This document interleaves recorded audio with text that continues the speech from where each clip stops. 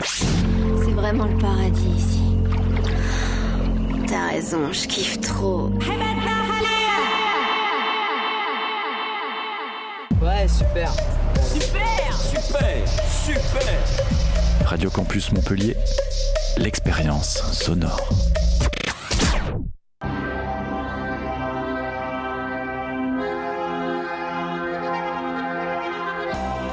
Attention, qui que vous soyez, attention, cette fréquence est exclusivement réservée aux urgences. Sans blague! Et vous croyez que j'appelle pour commander une pizza?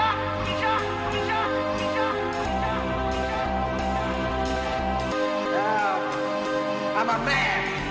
Well, nobody's perfect.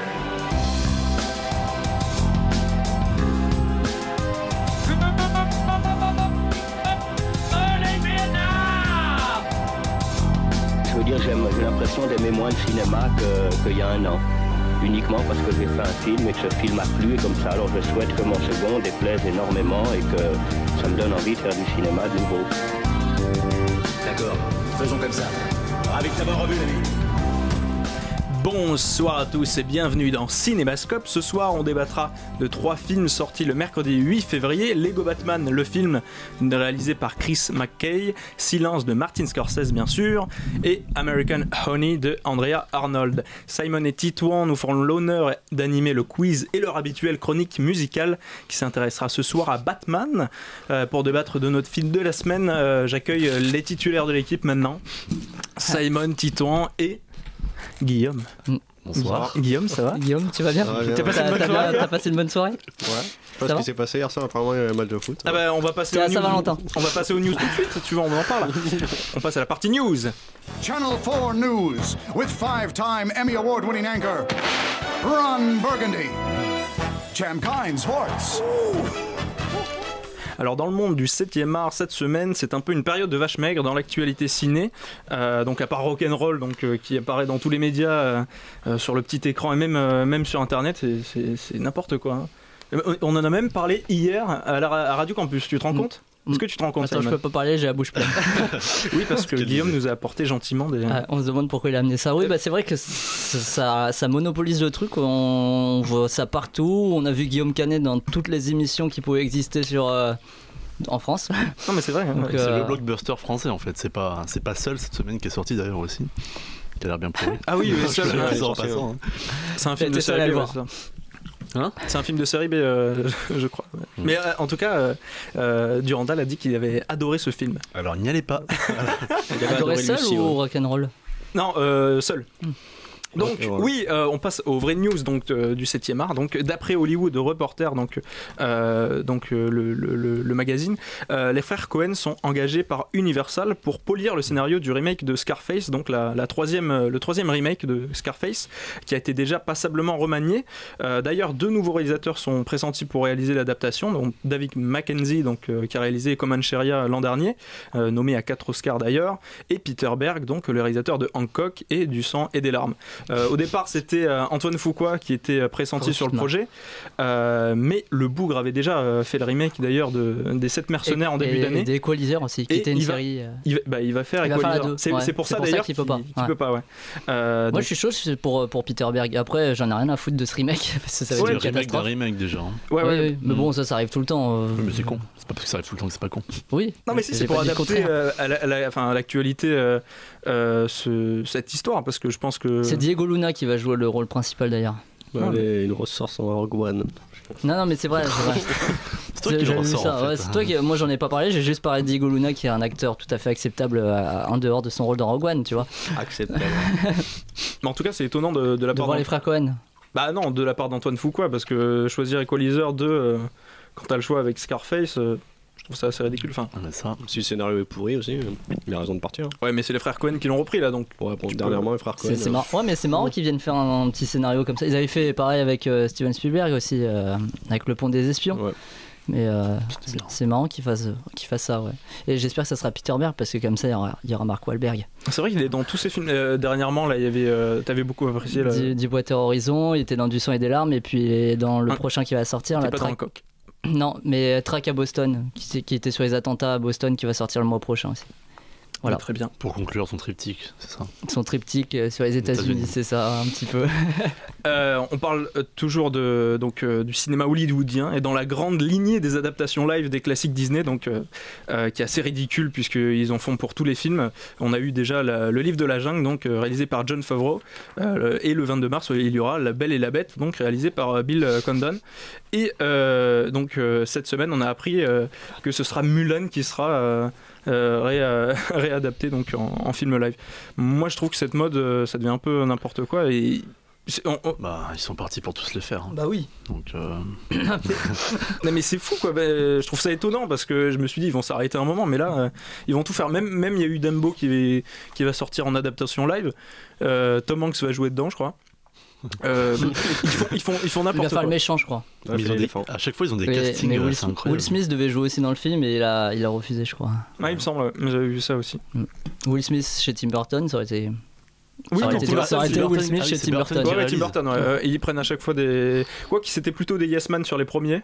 C'était John Favreau. Kenneth Branagh, c'est pas un Yes Man. Ah si, ça Yes Man. Si, ouais. Tim Burton c'est peut-être devenu un Yes Man depuis. Avec Alice au Pays des Merveilles. Non, mais il fait quand même tout le temps des films un petit peu nuls. Ouais. Sympa. Ça arrive au bon moment quoi. Troisième actualité, et ça Titon tu m'en as parlé tout à l'heure en off, donc Lars von Trier qui a fait parler de lui cette semaine avec son prochain film The House That Jack Built. Dans une interview qu'il a faite avec le Guardian, il dit: le film célèbre l'idée que la vie est maléfique et sans âme, ce qui a malheureusement encore été récemment prouvé par l'ascension de l'Homo Trumpus, le roi des rats qu'il nomme. Donc voilà. Qu'est-ce que tu attends de ce film d'ailleurs il s'est affiché en faisant un clin d'œil à un film de Dreyer sur une image en noir et blanc. Ça, c'est pas la première fois qu'il fait ça. Des références à Dreyer. Je sais pas. Non, tu vas bientôt le savoir. J'en attends beaucoup. C'est un film avec Matt Dillon. Matt Dillon et Bruno Ganz qui jouait Hitler dans La Chute. Voilà. Mais j'en sais pas plus forcément que vous, juste que ça sera sur la track sur 12 années d'un serial killer et du point de vue du serial killer. Et enfin voilà, ça a l'air d'être tout à fait génial. Puis c'est Lars von Trier qui commence, j'espère, une nouvelle trilogie. Comme il a l'habitude de le faire, et j'espère que ce sera le cas, mais je pense que ça va être encore une fois assez grandiose. C'est Matt Dillon qui fait le tueur ou c'est Oui, et Bruno Ganz qui joue l'inspecteur qui va le poursuivre. Ouais, ça sera comme Vidocq en fait. Gérard Depardieu et Guillaume Canet et tout. Les mêmes effets spéciaux. Je lui souhaite le même résultat. Ouais. Mais du coup, il sera peut-être dans une trilogie policier. Oui, possible. Ouais. Intéressant de le voir là-dedans. Pourquoi? Parce que d'habitude c'est pas intéressant, c'est ça? Non, mais. Il a déjà fait un film policier. Element of Crime était quand même un film policier. Ouais. Voilà, il faut voir. Quoi. Il faut voir tous les films de Lars von Trier. Mais c'est vrai que lui, là j'ai l'impression qu'il va s'inscrire dans le courant esthétique de Dreyer. En tout cas, c'est ce que la photo tend à prouver, et j'espère que ce sera le cas. Voilà. On sait jamais, ça peut être une photo comme ça. Aussi référencée. Je pense que non, il va vraiment s'inspirer de Dreyer. Il a déjà fait ça, c'est-à-dire diffuser une photo pour teaser un peu ce qu'il va faire dans un film. Oui, Nymphomaniac, c'était ça la photo. J'avais pas vu la photo avec tous les acteurs qui prenaient des poses un peu subjectives. Oui. Mais c'était jamais aussi référencé. C'était jamais aussi référencé. Là, c'est clairement presque, on dirait presque un mauvais Photoshop. D'ailleurs, c'est pas un Photoshop. Mais donc oui, c'est sur la photo, donc c'est Lars von Trier. C'est vampire dans une scène de vampire de Dreyer. Voilà. Qui tient donc une faux, c'est ça? Où il joue la mort. C'est la mort. C'est la mort. Ça lui colle bien. Eh bien, très bien. On a fini cette semaine qui n'était pas trop riche en actualité cinéma. C'est ce que tu dis. Et c'est ce que je dis. Parce que pour le quiz, il y en a des news. Hein. Oui, mais bon. De merde. Oui, c'est ça, voilà. Ta gueule. 35, 4-0, je peux comprendre. Sur le score de tout à l'heure. Non, on verra. Calmez-vous. On va faire notre première pause musicale, donc avec Ugly Heroes de Heroes Theme.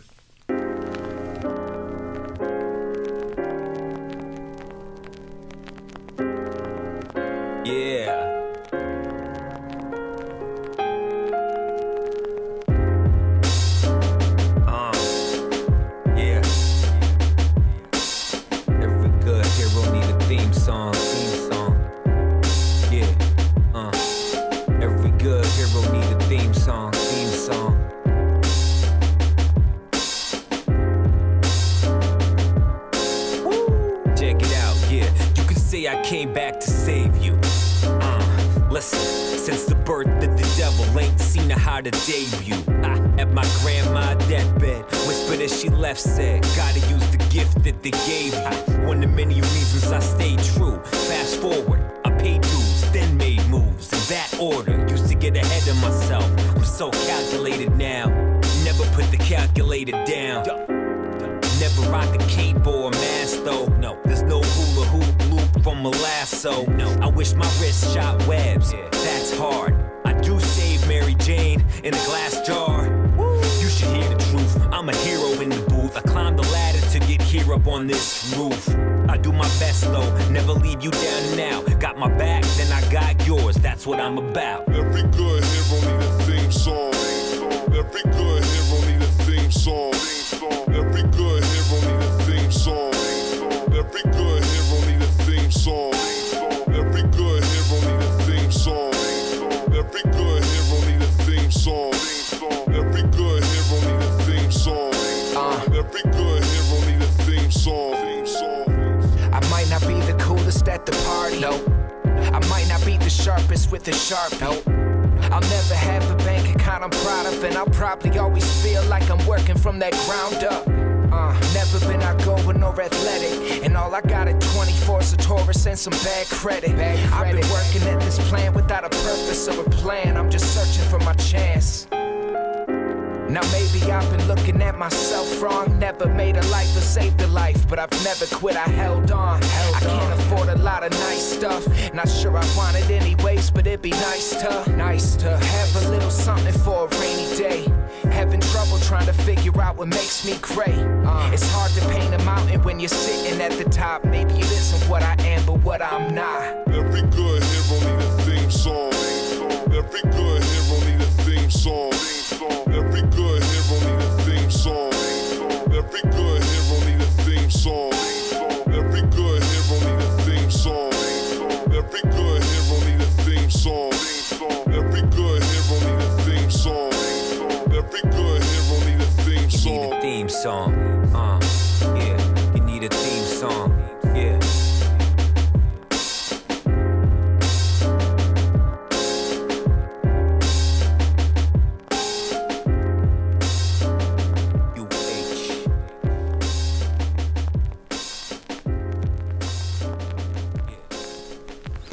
Ugly Heroes avec leur Hero Theme. Donc à la prod on retrouve l'immense Apollo Brown.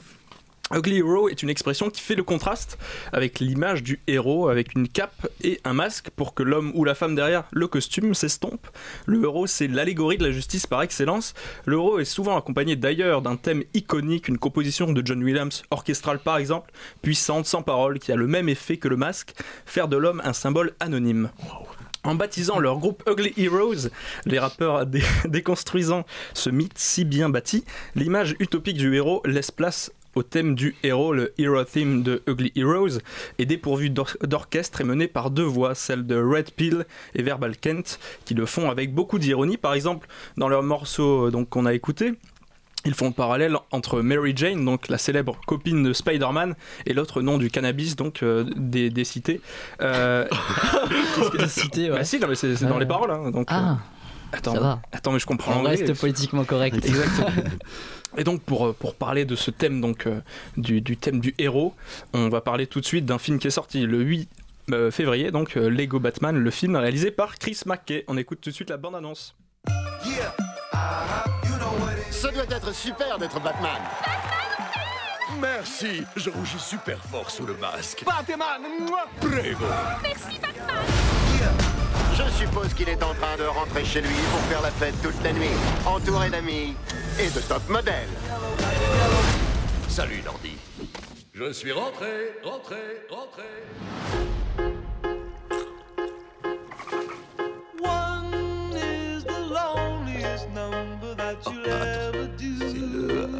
Maître Bruce, votre plus grande terreur, c'est... Les serpents. Non. Les clowns. Non, c'est faire à nouveau partie d'une famille. Non, maintenant, c'est les serpents clowns parce que vous m'avez mis ça en tête.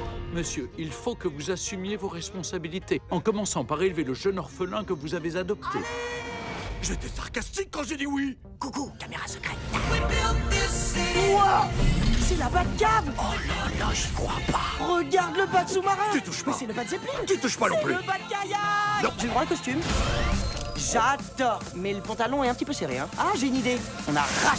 Eh ben voilà. À partir de maintenant, je ne te regarde que dans les yeux. Salut, Batman. J'y crois pas. Viens capturer ton pire ennemi. C'est Superman, mon pire ennemi. C'est pas un méchant, Superman. Ouais, je dois avouer qu'en ce moment, je n'ai pas de méchant. Alors, je me bagarre de ci, de là contre eux, ce que je trouve. Parce que j'aime bien bagarrer. Bonsoir, Barbara Gordon, nouveau commissaire de police. Je rêve que les forces de police fassent un jour équipe avec Batman. Quoi? Ce serait pas mieux? Je hais tout ce que vous venez de dire. Je te tiens. Joli. Initialisation maître constructeur. C'est parti, un peu sur 4. Il me faut un macaroni. Oui, on a réussi. Plutôt cool, non? Dis-moi, pourquoi t'as construit ce truc avec un seul siège? Parce que, sauf erreur de ma part, je n'ai qu'un derrière. Allons vaincre le Joker. Allez, on part en famille. Je peux porter mon costume, du coup? Heureusement pour nous, tu as laissé ton costume dans la... Vache. Eh ben non, tu l'avais sur toi. C'est parfait. Lego Batman, le film, donc une bande-annonce qui résume bien le côté humoristique du film. Donc c'est un spin-off de la grande aventure Lego, donc sorti en 2014, réalisé par Phil Lord et Chris Miller, d'ailleurs, qui seront les réalisateurs de Han Solo. Exactement. Donc le synopsis, c'est parvenant toujours à sauver Gotham City des attaques des super-vilains, Batman est devenu arrogant pour mieux cacher sa profonde solitude. Vexé, le Joker se laisse enfermer à l'asile d'Arkham, mais Batman, comme Barbara Gordon, la nouvelle commissaire de la ville, soupçonne un plan caché. Donc dans ce film, on retrouve la voix notamment de Natou, donc, qui joue Barbara Gordon, Stéphane Bern, qui joue Alfred, Blaise Matuidi, oui, mon cher Guillaume, qui joue Flash, et Antoine Griezmann comme aussi, hier soir en fait. Il aurait pas dû non plus. Il joue Flash comme hier soir. Qu'est-ce que vous avez pensé de ce film, donc cette comédie d'action? Juste, j'aimerais bien rajouter aussi, parce qu'il n'est pas connu, mais Philippe Valmont qui fait Batman et qui a la majorité des répliques. Et puis oui, on sent que c'est quelqu'un qui a l'habitude. Voilà, bis à toi Philippe si tu m'écoutes. Je sais que tu m'écoutes pas. Moi j'ai beaucoup aimé. Parce que déjà j'avais beaucoup apprécié le premier épisode, la grande aventure Lego. Cet humour un peu décalé, puis... le côté un peu méta parfois, là qui est un peu moins présent, mais ici c'est surtout sur les références aux anciens films Batman qu'on a en fait dans celui-là, dans la Lego Batman. Et c'était assez drôle et tout, quand on nous parle du Batman de Tim Burton par exemple, avec la danse du Joker sur Prince, ou d'Adam West aussi, West, qui est le plus ridicule, c'est le Batman des années 60 où Batman était en fait l'origine de Batman tel que Bob Kane l'a écrit, c'est un Batman un peu ridicule et qui fait du comique quoi. C'est le comique, mais c'est pour ça que dès qu'ils l'ont adapté dans les premières versions, ça devait être comme ça. C'est à partir des années 80 que c'est devenu un peu noir, quoi. Je te parle de la série télé, dis-toi, parce que je sais qu'il y a eu une adaptation avant, bien sûr. Non, mais on vous en reparlera tout à l'heure. L'humour était un peu similaire dans le sens où il y avait un côté méta aussi dans les comics, effectivement. C'est un côté qui a repris Deadpool d'ailleurs à Batman et pas après. Voilà. Et alors que finalement Batman on pense jamais à ça, alors que Deadpool c'est tout de suite le premier truc auquel on pense. Ce que j'ai bien aimé aussi, c'est comment il déconstruisait finalement un peu le mythe Batman et tout, et en refaire un autre, des mix de tous les films finalement, parce que quand tu regardes Gotham City que t'as dans le film, tu vois direct avec les ponts tout ça que c'est Gotham City de Nolan, qui avait été tourné à Chicago. T'as plein de trucs comme ça. Le Joker, tu sens que c'est plus un Joker du style Jack Nicholson ou Jared Leto dans Suicide Squad, voilà. D'ailleurs ils se foutent de la gueule de Suicide Squad, ils ont bien raison. Un peu, ouais. Oui, c'est marrant d'ailleurs que DC se moque comme ça. Que le Warner surtout se moque comme ça. Ouais, après c'est gentil quand même, hein. Je trouvais que le premier, la grande aventure Lego, allait même un peu plus loin, était un peu plus corrosif. Et d'ailleurs il avait un peu plus d'ampleur aussi, je trouvais, mais j'ai pas vu le film La Grande Aventure Lego, mais il avait quel rôle? Batman, il avait un rôle important ou c'était vraiment un caméo? Non, il avait un rôle important quand même. C'était pas un caméo, mais c'était pas un personnage qui c'était un personnage secondaire. C'est vraiment mais comme il volait la vedette aux autres pendant ces 10 minutes, voilà, ouais. Donc c'est pour ça que la Warner s'est dit on va pouvoir encore faire de l'argent là-dessus. Mais surtout parce que l'univers Batman est ouf, donc ils peuvent l'étendre. Ouais. Mais c'est même plus que ça, là, Mais il d'ailleurs, est étendu au-delà de Batman. Oui, C'est-à-dire c'est qu'on ça retrouve Sauron en Lego, ça n'a aucun On trouve sens. les Gremlins aussi, Harry Potter. Voldemort. Effectivement, c'est là où le film pêche un peu, c'est que ça fait un peu fourre-tout parfois. Ouais. Oui, mais voir Voldemort, voir. On a tout, mais après, il y a ils s'en tout. amusent aussi Tous au les tout personnages début. de la Warner, ils sont dans le film. Ouais, non, c'était ce qui m'a gêné. Il manquait un peu Space Jam quand même, hein, mais bon. Et apparemment, ils en ont coupé parce qu'ils voulaient mettre HAL de 2001, l'Odyssée de l'espace. Si, ils l'ont mis. C'est juste qu'ils ont fait. C'est la brique qui fait référence à ça. Mais genre vraiment. Ah, tu veux les mettre. Ah ouais. Vraiment l'œil rouge et tout ça. Ouais. D'accord. Plein de trucs comme ça, ils en ont coupé, je sais pas, j'avais lu une dizaine, genre. D'ailleurs, qui fait la voix de la brique? Ouais, en version française. Ouais. En français? Je sais pas du tout. C'est Siri. C'est l'application Siri. Ah, d'accord. Donc je trouve ça assez... Non, c'est pas Siri, c'est l'application Siri, c'est celui qui fait le docteur. L'ordinateur, ouais, l'ordinateur. Ah non, c'est pas ça. Ouais. Non, l'ordinateur. C'est pas la brique? Non, la brique avec les couleurs. J'avais une anecdote. D'ailleurs, les placements de produits pour Apple. Qui fait la voix. Ouais, abusé. Ah oui, pour l'iPhone, c'était chaud ça. C'était bizarre, un petit peu, ouais. Beaucoup trop. Tout le long. Ah bah si, non, mais attends. Siri, tu reconnais l'interface, des fois ils mettent Apple, oui, mais ils mettent la marque, oui. mais tout. Après, j'ai trouvé aussi que c'était quand même un film d'action qui était plutôt bien monté et tout, bien rythmé à des moments même trop. La séquence d'ouverture. Non, attends, la séquence d'ouverture, t'en as trop, ça explose de tous les côtés. Ouais, je me suis dit, et en fait, ça en fait un peu sa limite parce que finalement, au milieu du film, t'as un petit ventre mou et comme t'as été rythmé depuis le début, voilà, mais et après ça repart à la fin, mais parfois c'était trop, je sais pas. Puis la musique aussi non-stop, un peu assourdissante. Moi je suis ressorti de la salle avec un mal de crâne. Elle était cool la musique. Oui, la musique était bien. De qui déjà? De Lorne Balfe. Ils se préparent leur intervention musicale tout à l'heure. On tâte le terrain pour voir si ça réagit un petit peu.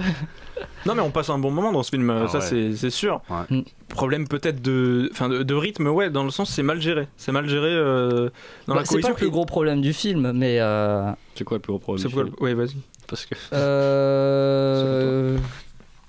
Bah je sais pas. Waouh, merci. Non mais préparé cette parce que j'ai beaucoup aimé. Non, il est très sympa. Donc j'ai pas trouvé tant de ça de points négatifs. Mais moi là où j'étais un peu plus déçu, c'est parce qu'il y avait moins le côté méta que t'avais dans le premier épisode et comme je m'attendais à une suite un peu dans le même genre, même si c'est un spin-off. En méta sur ça. Bah, qui se foutent un peu plus de leur gueule, oui, parce que là finalement, à part l'écran d'ouverture et la fin. C'est gentil sur la Warner, mais oui, parce que pour parler de l'écran d'ouverture, c'est Batman qui commente tous les logos donc des producteurs. Rat Pack, il est classe celui-là. Non, il est beau gosse ce logo. Ouais. Je sais pas ce qu'il fout. Il est beau gosse. Petit tour bien rigolé, c'est très plaisant. Moi j'ai rigolé tout le long, j'ai trouvé ça très drôle et je trouve que ça tenait la route, on s'ennuie pas Enfin moi je me suis pas du tout ennuyé, j'ai été surpris parce que j'y allais en me disant que j'allais voir un truc quand même pas terrible, un peu con, et au final c'est un film, je vais pas dire intelligent, mais loin d'être bête et qui regorge, c'est plein d'idées à la minute comme ça, il y a plein de nouveaux trucs. De toute façon quand tu compares les films de Warner Animation à Illumination Entertainment par exemple du côté de la Universal, tu dis putain, d'ailleurs juste avant il y a 10 classes d'écart. Ah oui, de moi et moi chez moi. Mais c'est même déjà c'est pas une bonne annonce, c'est une scène et c'est un début de film, moi comme disait Tito pour la séquence. Et beaucoup de critiques aussi disaient que le film était moche. Alors ça moi j'ai trouvé moche. Moi j'étais très surpris de le trouver beau. Vraiment. Moi j'ai un problème avec l'animation, avec les Lego. Je rentre pas dedans, j'ai du mal. Mais du coup c'est pas du stop motion, c'est que de la 3D. Ils font effet stop motion, mais c'est pas. Moi c'est le système Lego, comme ça la grande aventure c'était pareil. Moi je trouve ça un système particulier. Chris Mackay d'ailleurs, il était le réalisateur de Lego Batman, il bossait sur les effets visuels du premier. Ça me donne pas, c'est les mêmes. Puis il y a des effets de mise en scène aussi qui sont vachement bien trouvés. Ça reprend quand même, comme on l'avait dit, pas mal de plans iconiques des Batman, genre les Nolan sur les gyrophares des polices, enfin des voitures de police, etc. Mais c'est quand même pas non plus du fanservice dégueulasse où tu t'attends, parce que les jeunes qui étaient dans la salle par exemple, je pense pas qu'ils voyaient ça comme ça. Mais le problème c'est ça, c'est qu'il y avait beaucoup d'enfants dans la salle où je suis allé, je me suis dit mais ils se marrent pour autre chose. Ouais, il y a tellement genre par exemple Robin avec son slip, tu vois, ça fait marrer les gosses. Bah oui, j'ai rigolé à ça. Non, parce que là encore ça reconstruit aussi le mythe de Robin, parce que Robin pourquoi il est en slip? Ah bah c'est juste parce qu'il a enlevé son pantalon parce qu'il était mal dedans, tu vois. C'est ça qui est drôle. Ouais, mais ça le reconstruit juste sur la tenue. Après, ça reste quand même le gars orphelin, Batman pareil. Ah oui, on peut pas déconstruire tout. Voilà. On parle de déconstruction depuis tout à l'heure. On dirait je te parle pas de déconstruction, on parle de Lego. C'est normal qu'il y a de la déconstruction, tu vois. C'est méta encore une fois. Allez, j'avais pas la faire, je viens de l'imaginer, tu vois. Ça fuse là. Tu vois, hier on a gagné 4-0, ça fuse. Tu l'avais préparé? Non, j'avais pas du tout préparé. Mais c'est un film qui est pas bête aussi. Un film qui se fout pas de la gueule des enfants avec des blagues un peu limites ou quoi. Mais oui, c'est bon enfant de bonne toujours. facture. Voilà, ouais. Sans être bête. Vas-y, mais j'ai envie d'un. Du coup, comme t'as pas aimé. Non, si, j'ai aimé quand même. Faut pas dire que j'ai pas aimé. Mais qu'est-ce que t'as pas aimé? Attends, je vais venir. Donc déjà, les voix françaises de Matuidi et Griezmann, complètement à côté de la plaque. Ouais, bah j'ai même pas fait gaffe, mais je trouvais que c'était complètement. Superman m'a super fait. Il fait que couper quoi. J'imite Antoine Griezmann. Ouais, tu le fais mieux que lui. Donc je trouvais que c'était complètement à côté de la plaque et c'était gênant. Heureusement qu'ils sont là qu'un court instant parce que sinon je serais encore plus sorti du film. Comme t'as dit, on voit clairement la différence avec un doubleur professionnel quand il s'agit de Batman ou à la limite même Robin qui est Ryan Bensetti mais qui est quand même un acteur de base. Donc ouais, même Stéphane Bern est mieux que Matuidi et Griezmann. Bah ça c'est sûr, mais il avait déjà doublé je crois d'ailleurs. Non, ça m'étonnerait pas, mais le rôle est pas fait pour lui évidemment, mais ça lui convient bien. Après Natou joue bien, enfin moi elle est pas mal, moi je trouvais. De quoi, Stéphane Bern? Non, Natou. Natou, je l'ai trouvé un peu décevante moi. Ah ouais, c'est Rosario Dawson qui le fait en VO je crois. Pardon? Natou c'est Rosario Dawson qui fait en VO. Ouais, c'est ça. Ouais, voilà, c'est pas le même niveau. Ouais, mais à ce moment-là aussi, Raffinès, Stéphane Bern, tu vois.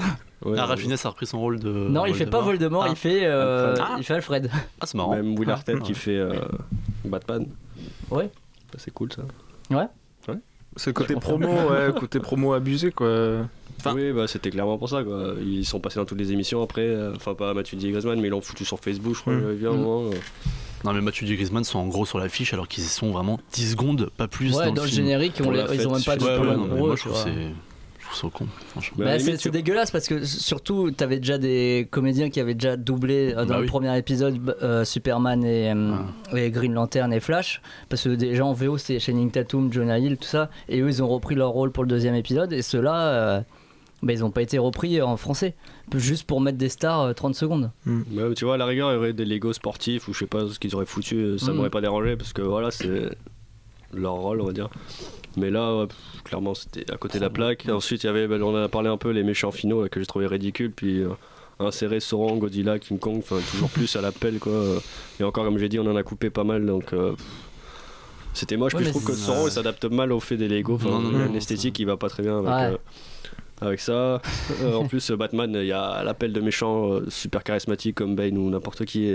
Sont réduits à. Il n'y avait pas besoin de. Non, mais même les super Bane, méchants. Bane, il tourne en ridicule aussi. Tous les méchants du Joker sont réduits à des vulgaires. Ouais, mais tu les vois dans les 15 premières minutes, vraiment, et après. Ils sont tous là d'un coup, je sais pas, je trouve c'est ça que j'ai pas adhéré aussi. Oui, puis soumis au Joker direct, quoi. Genre. Le Joker d'ailleurs qui est pas du tout charismatique. Non, j'ai trouvé nul. Vraiment pas top. Mais de toute façon, tout repose sur les épaules de Batman finalement dans ce film. C'est un film Batman sur Batman avec Batman. Qui est en même temps mauvais, je trouve, parce que ce que j'aime dans Batman, que ce soit les comics ou même le Nolan ou les autres, c'est qu'il y a la relation entre Batman et Joker qui est super forte. Et il y a toujours ce jeu entre les deux de pouvoir qui sait qui domine sur l'autre, puis ils sont quand même tous les deux un peu comme le yin et le yang. Le film parle de ça quand même. Le film parle de ça. Oui, mais c'est ça qui est intéressant, mais je trouve que c'est mal exploité. Je vais pas spoiler ce qu'ils disent ou ce qu'ils font. Mais c'est mal exploité parce que le Joker fait son caca nerveux là, un peu. Oui, dans la première séquence, je trouvais que ça fonctionnait bien. Quand ils se séparent. 2 heures là, c'est long quoi. C'est long sur 2 heures. Il dure 2 heures. 1h45, monsieur.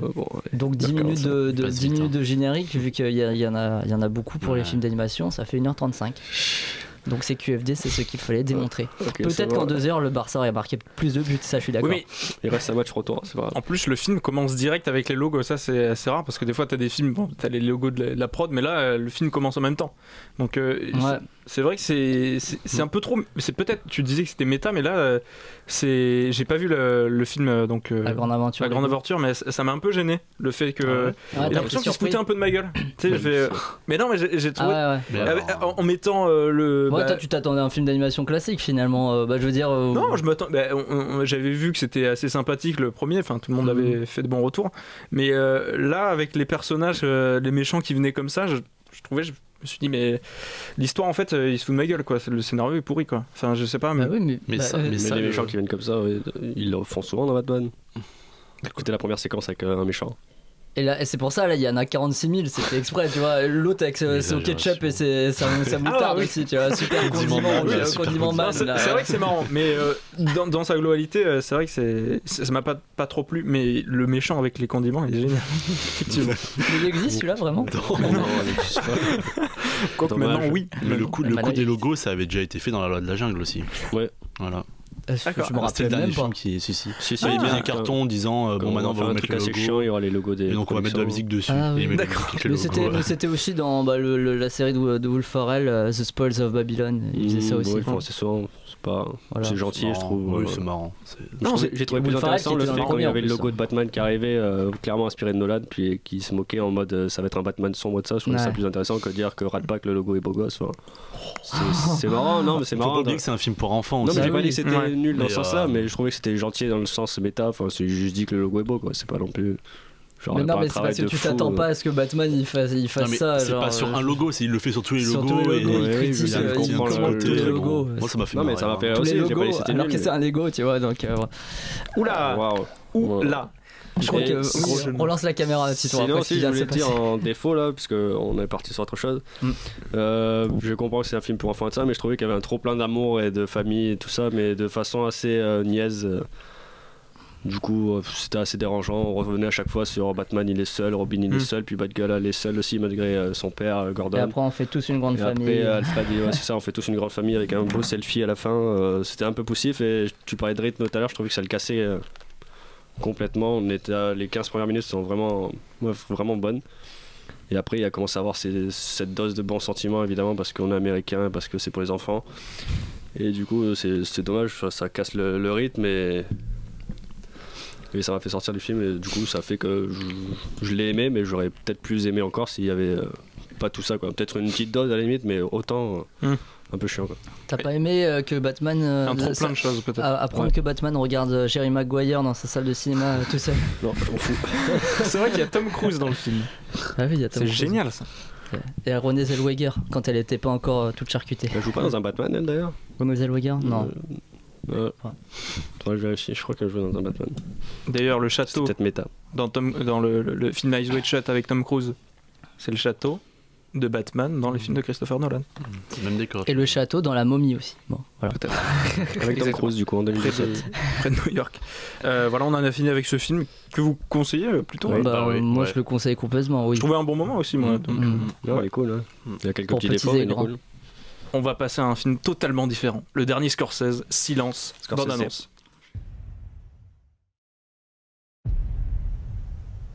Our Lord said to them, "Go ye into the whole world and preach the gospel to every living creature."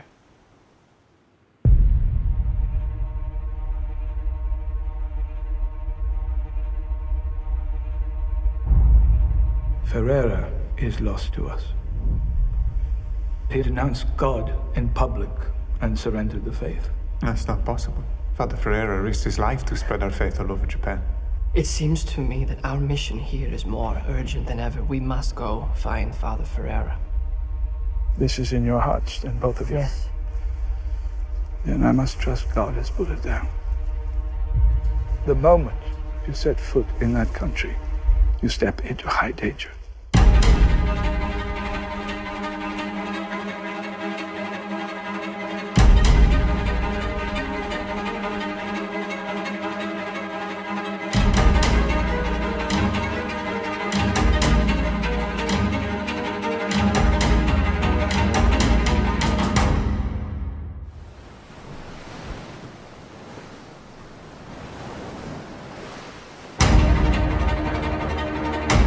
The price for your glory is their suffering.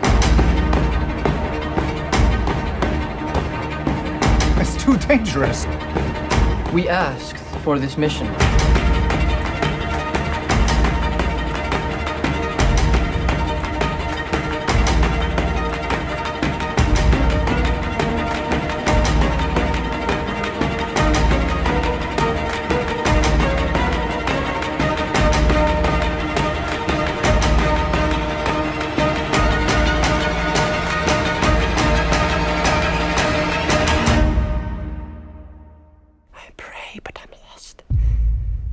praying to silence.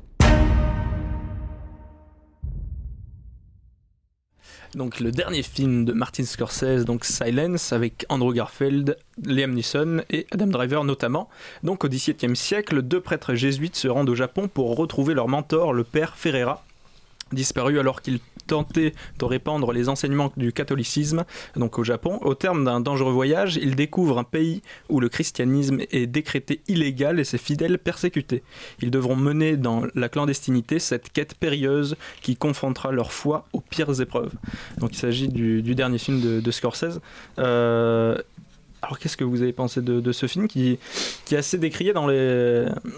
Enfin, c'est décrié, c'est des avis assez partagés par les critiques cinéma, notamment les cahiers qui apparemment l'ont trouvé trop méprisant.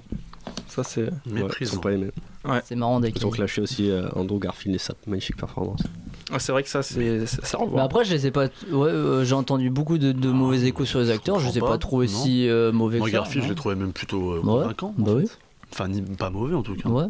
Non, pas mauvais, mais c'est vrai que dans ce rôle-là, je trouve qu'on aurait pu caster un meilleur acteur. C'était prévu à la base. Ah, je sais pas si vous avez les infos, mais comme je t'avais dit la dernière fois. Ah bah. En fait, à la base. On veut pas savoir. Non, mais on veut pas savoir. Ok, d'accord. Dis-nous. C'est un film qui a été adapté d'un roman donc japonais. Je vais te dire. Donc, il a été porté déjà à l'écran en 71 par un réalisateur japonais, donc Masahiro Shinoda, je sais pas si je prononce bien. Et donc, c'est un projet qui tient à cœur à Scorsese depuis assez longtemps. Et donc en 2009, le film devait se faire et parmi les acteurs, donc, il y avait Daniel Day-Lewis qui était prévu à la place de Liam Neeson, Benicio del Toro à la place d'Adam Driver et Garcia Bernal à la place d'Andrew Garfield. Ça aurait été un peu plus cohérent déjà. Oui, parce qu'ils sont portugais. Ouais. C'est ça. Après, ils sont mexicains. Mais... C'est quoi, c'est pareil. Non, mais oui, non, mais les acteurs. Non, mais il y a un côté plus hispanique. Voilà. C'est pour ça que je suis d'accord avec toi. Ça m'a un peu gêné, ça d'ailleurs. Ce qui est très gênant, oui, parce que encore Adam Driver, on peut y croire, mais bon, Andrew Garfield. Non, mais ce qui est bizarre, c'est qu'ils parlent tous portugais, tu vois. Oui, ils parlent tous anglais. Je veux dire. Exactement. Ils ont même pas un accent ni rien. Enfin, ça aurait pu être. Enfin. Bah, si, en plus, ils ont fait un effort sur les Asiatiques qui parlent anglais avec un accent et qui s'excusent à chaque fois. Ouais. Bon, au final, ils parlent pas. Oui, du coup, ils font des fautes pour dire christianisme, ils disent je sais plus quoi. Ah oui, Karistan. C'est juste c'est comme ça qu'ils le disent en japonais. Kiristan. Oui, mais ils traduisent, enfin dans les sous-titres en tout cas, ils traduisent pas comme. Ils mettent en italique, ça veut dire que c'est le mot réel en japonais. Quand je le vois comme ça. De toute façon, tu le comprends. Je suis pas sûr. Je pense que c'est un mot qui est devenu en fait une habitude là-bas à force qu'il y ait une introduction du mot christian. Oui. Puis il y a peut-être un côté péjoratif aussi du fait que. Oui, possible aussi. Qu'il y ait quand même une tentative de soumission, en tout cas d'envers le pays, au moins par la religion. Ouais, mais alors même les croyants l'utilisent, donc je suis pas sûr que ça. Enfin, je sais pas, faudrait aller voir sur ça. Après le film, j'ai un sentiment vraiment partagé. C'est un film qui fait 2h40, donc il faut le rappeler. 2h40, elle passe plutôt bien, moi. Même parce que t'as dit tout à l'heure. Ah, pardon. D'accord. Bah bravo, la bassesse du truc, tu vois. Hein. Après, on se demande des choses qui se sont passées hier soir. Non, le film, il est spécial. Les jours et les mois, ils me diront si j'ai vraiment envie de le revoir ou quoi. Parce que si j'ai envie de le revoir, ça veut dire que j'aurais plutôt bien aimé. Parce que quand j'étais sorti de la salle, j'étais content, mais c'était pas non plus la grosse claque ou quoi. Et puis quand j'y ai repensé, finalement, je me suis dit ouais, c'est un Scorsese mineur et tout. Pourtant, en 2h40, il aurait pu mieux faire. Non, mais il y a des qualités visuelles incroyables. La mise en scène, le cadrage, le grain de l'image aussi est cool parfois. C'est cool, c'est brumeux. C'est brumeux, même s'il y a certains effets spéciaux qui sont un peu dégueulasses quand même. Ouais, l'eau, hein. Le bateau sur l'eau. Le bateau sur l'eau, tu sais, avec l'œil de Dieu là. Jésus. Moi, je sais pas. C'est un peu répétitif parfois aussi. J'ai l'impression que cette histoire elle aurait pu tenir en 1h45. Oui, le coup de il faut marcher sur le visage de Jésus qui revient au moins 5-6 fois dans le film, et à chaque fois on se dit mais bon, fais-le, c'est rien, puis au final il y a toute cette question sur la religion, cette espèce de fanatisme qui moi m'a un petit peu énervé. J'arrive pas à savoir si il est sérieux voilà, ou s'il est dans la critique. Et moi je pense pas qu'il soit dans la critique. Ouais, il est croyant. Super croyant, il a fait son italienne. Bien sûr. Et l'avant-première du film a été faite au Vatican. Donc d'accord, ça répond à ma question et ça m'énerve encore plus. Ouais, on est loin de la dernière tentation du Christ sur ça, qui était censurée au Vatican. Enfin, il y a eu des fanatiques chrétiens qui ont bousillé les séances. Il y a même eu un attentat, je sais plus où. Ouais. C'est pas la même atmosphère. Mais est-ce que vous pensez que le film il restera, il marquera? Moi je pense que oui, c'est quand même Martin Scorsese comme t'as dit. Bah alors After Hours de Martin Scorsese, il a pas non plus marqué, ou La Valse des Pantins, tu vois. En même temps il est nul. Non, il est pas nul. La Valse des Pantins. Non, bon mais voilà, mais là ça peut être un peu pareil. Hein. Non, moi je l'ai pas trouvé nul, mais je te laisse continuer sur ce que tu avais à dire. Non mais j'avais rien d'autre à dire parce que franchement il m'a laissé ni chaud ni froid. Tu vois, toi aussi tu peux faire des blagues de merde. Je peux et je dois faire des blagues de merde. Il y a des scènes magistrales qui resteront, moi je pense en tout cas dans ma mémoire. Par exemple la scène quand il est crucifié, exactement. La scène de crucifixion qui est super longue et on reste on subit cette scène plus qu'on la regarde, mais en plus c'est une scène qui est observée par les personnages. C'est vraiment tu mets en scène aussi donc cette mise en abîme du personnage qui regarde. Je sais pas, moi j'ai vraiment apprécié le film sur sa longueur. C'est-à-dire au début j'étais un peu je doutais par la lenteur en fait du film. Je trouvais que c'était trop long, mais après comme j'ai compris que chaque scène avait une importance, il y avait une évolution donc du personnage, peut-être vers la fin ça va trop vite là. À partir de quand? Parce que t'as des grosses ellipses en 20 minutes finalement. Oui, voilà, pour ça. Ça va peut-être trop vite à partir du moment où t'as Adam Driver qui meurt. Ok, on part sur un spoil. Il y a un mec qui est sorti dans la salle dès qu'il est mort. Oui, mais d'ailleurs, j'étais dans une salle où beaucoup de départs. Beaucoup de départs. En même temps, sur un film de 3 heures, ça me. Bah, American Honey, il n'y a pas eu de départ. Non, parce il y aurait pu. C'est pas le même délire aussi, on verra après. Je dis American Honey, c'est pas du tout le même délire. Je peux comprendre, c'est un film qui est quand même. Moi je me suis ennuyé, vraiment je me suis ennuyé. Silence. Ouais. Mais pourquoi pas adhéré? Pourquoi je me suis ennuyé? Parce qu'il y a cet effet de répétition, parce qu'il y a la lenteur et parce que j'ai absolument pas adhéré à ce propos et que je pouvais pas comprendre cette ferveur pour ce dieu, et du coup je comprenais pas leur besoin constamment de continuer dans cette obstination, et je me suis senti un peu extérieur au film. Tu parles des Japonais qui croyaient Non, je parle de Andrew Garfield et tous les personnages, ouais. Surtout Andrew Garfield. Même si à la fin dans cette ellipse il devient donc il apostasie, je crois que c'est ça le mot. Mais ce qui aurait été intéressant, c'est de voir tout ce processus du comment est-ce qu'il quitte cette religion, alors que là elle est dans l'ellipse et tout de suite après on voit qu'il est plus chrétien. Effectivement, tu l'as vu comme ça, moi je l'avais pas vu comme il renonçait totalement. Il renonce pas du tout, c'est ce qui fait croire, parce que la scène de fin avec cette croix voilà, il a dit tout le film, vous êtes plus obligé d'y aller maintenant. Il y a une scène de fin avec une croix, voilà. Ouais. Non mais bon. Mais non, mais tu peux, vas-y, moi non plus elle m'a pas plu. Moi j'ai beaucoup aimé cette scène. Parce que sur le. Je m'y attendais, on s'y attend grave. D'ailleurs, d'un coup, là, il se permet de faire un effet de mise en scène un peu. Tout le long, il était dans une espèce de sécheresse de mise en scène, une sobriété, et là, paf, il fait un plan à la Fincher où il rentre. Il y a le plan quand même sur l'eau qui était un peu tendance. Oui, mais je trouve qu'il est dans une espèce de classicisme de la mise en scène. Là où il était très moderne dans ses films avant, je trouvé ça un peu décevant quand même. Mais, tu vois, le film avait fait l'avant-première donc au Vatican, mais je trouve que le film est un peu critique, en tout cas moi je l'ai perçu comme ça, pour le christianisme à l'époque, qui était qui voulait donc asseoir sa notoriété sur toute la planète, et ça montre en fait que le christianisme et la religion, donc je pense que c'est plus global, c'est pas forcément le christianisme, mais c'est quelque chose de plus personnel, donc à travers ce personnage donc d'Andrew Garfield. Et on comprend qu'en fait tu peux être religieux sans forcément le montrer, tout ça, et ça j'ai trouvé que c'était plus critique que...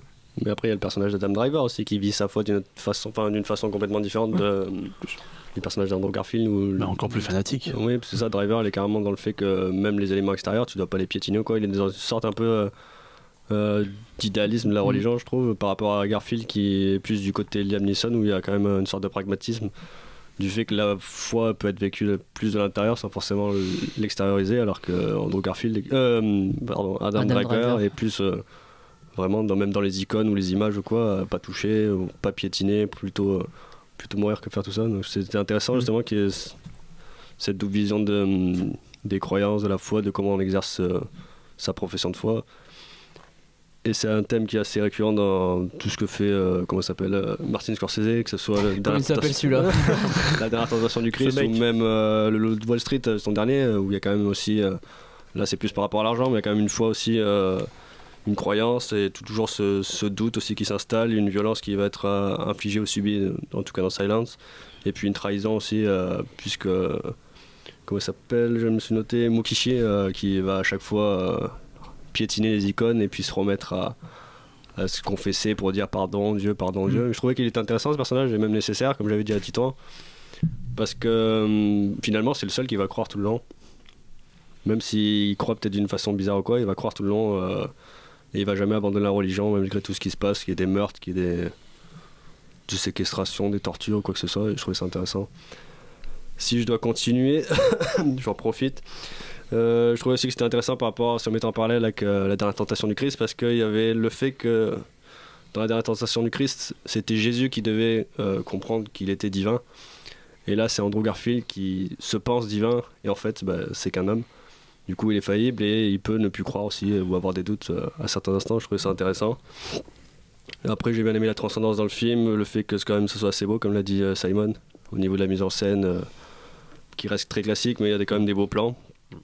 La musique était très Kurosawa aussi au début, tu sais, avec le tout le long. Oui. C'est ça, clairement, j'ai toute l'araignée. Il admire tellement que ça m'étonne pas. Du coup la musique je trouvais très bonne aussi, très il n'y a pas de musique. Il y a une musique, c'est assez organique et naturel. Toi t'as eu la version avec la musique en fait. Oui, moi j'en ai pas eu non plus. On n'a pas eu cette version. J'ai réécouté l'album, j'ai retrouvé les mêmes morceaux, donc là c'est pas de la musique au sens où on l'entend forcément tout le temps, là, truc populaire ou quoi. J'avais cherché là, c'était le truc de bruit de nature à Carrefour là que t'achètes, c'est ça.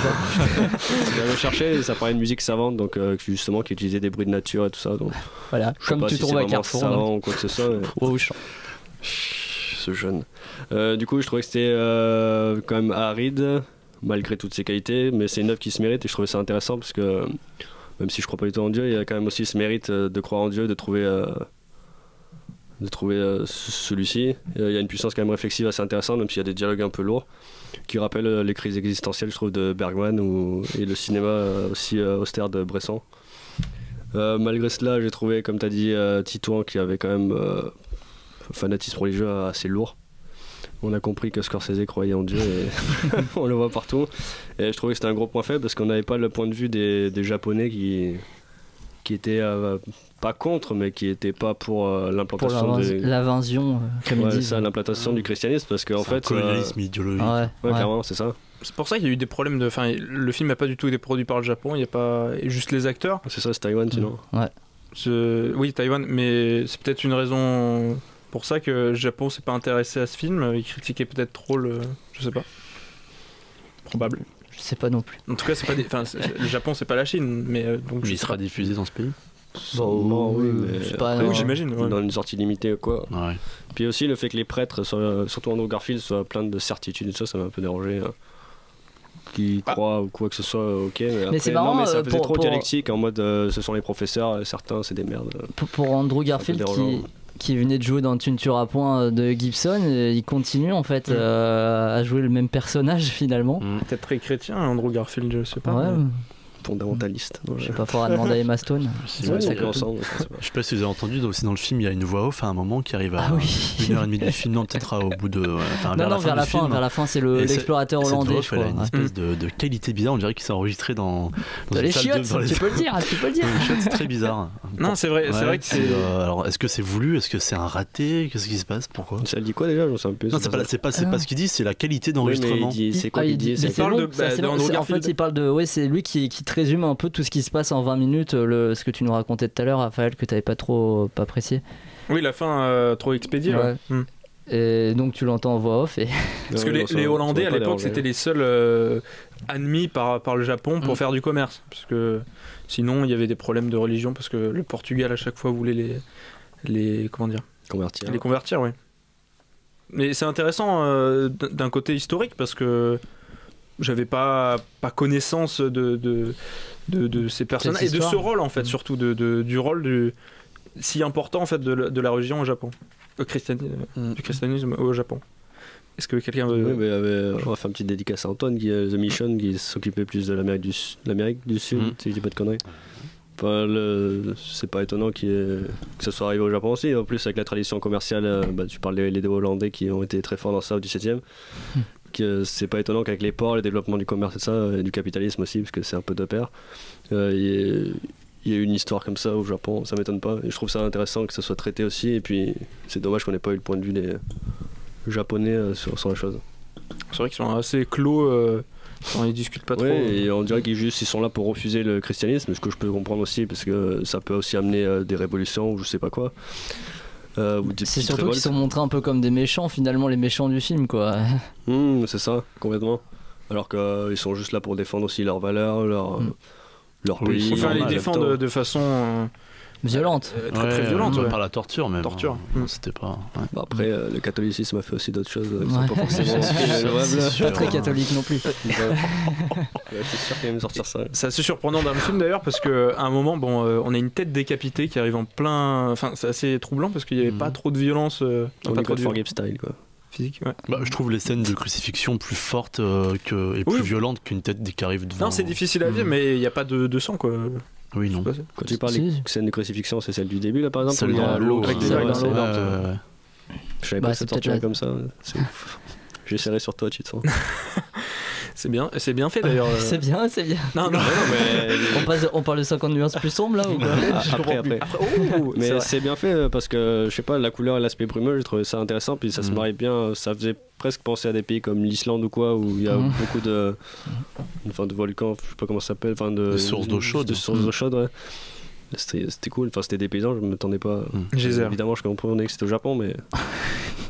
C'est des paysans. Moi, il y a un plan qui m'a beaucoup marqué, il est déjà dans l'abondance, mais c'est quand il se penche dans la rivière et qu'il voit son reflet qui se transforme en une image du Christ. Voilà, je sais pas pourquoi, je l'ai trouvée très belle et très forte. Les effets spéciaux, là, t'as rien à dire? Enfin... Bah non, parce qu'au final, même s'ils avaient un petit côté un peu cheap, ça rentrait dans l'idée. Donc j'ai trouvé ça très très bon comme idée. Est-ce que tu t'y attendais, quoi? Bah oui, parce que j'ai vu la bonne annonce. Ah merde, parce que. Enfin, je pense que les autres l'ont vu, mais genre la transformation, ça se sent à 3000 que ça va arriver. Ouais. Les cheveux de plus en plus longs, il a quand même une figure. Oui, c'est vrai qu'il est très christique, physiquement. C'est ça. Puis après, t'as le personnage donc, du japonais qui le suit, qui est un peu le comment t'appelles ça, le sidekick. Non, Kichijiro là. Oui. Celui qui revient tout le temps. Celui qui le trahit, c'est le. Oh là là. Mokishi. Oui, non, mais. La trahison, je sais pas si on peut. Enfin, je l'ai pas vu comme de la trahison, mais comme une espèce de faiblesse. Pour se sauver à chaque fois, finalement. Judas, voilà, Judas. Je cherchais d'accord. Oui, il y a une sorte de Judas. Oui, bah justement, quand il y a la scène avec le Christ, oui, c'est. Puisqu'il trahit à ce moment-là. C'est pour ça. Ça rappelle un peu. C'est juste après. La scène, le parallèle avec Judas qui revient à chaque fois. Et d'ailleurs, toi qui avais aimé Harmonium, là, je sais pas si t'as reconnu l'interprète. Non, j'ai pas. Bah, il joue dans Harmonium. D'accord. Il y avait aussi, moi j'ai pas fait gaffe. Il y avait aussi le mec qui joue dans Vers la nuit. Je sais plus comment il s'appelle là, le japonais. Le film de Martine. Exactement. D'ailleurs, si je peux faire un aparté sur le cinéma japonais, putain, le cinéma portugais. Je sais pas si vous avez vu la tribune qui est dessinée par Pablo Larraín. Non, je sais pas. La tribune dessinée par Pablo Larraín, Miguel Gomez, Léos Carax et ça, qui parlait des problèmes qui arrivent au Japon au niveau de la production. Donc il y a le ministère de la Culture qui est... On parlait du Portugal. Au Japon.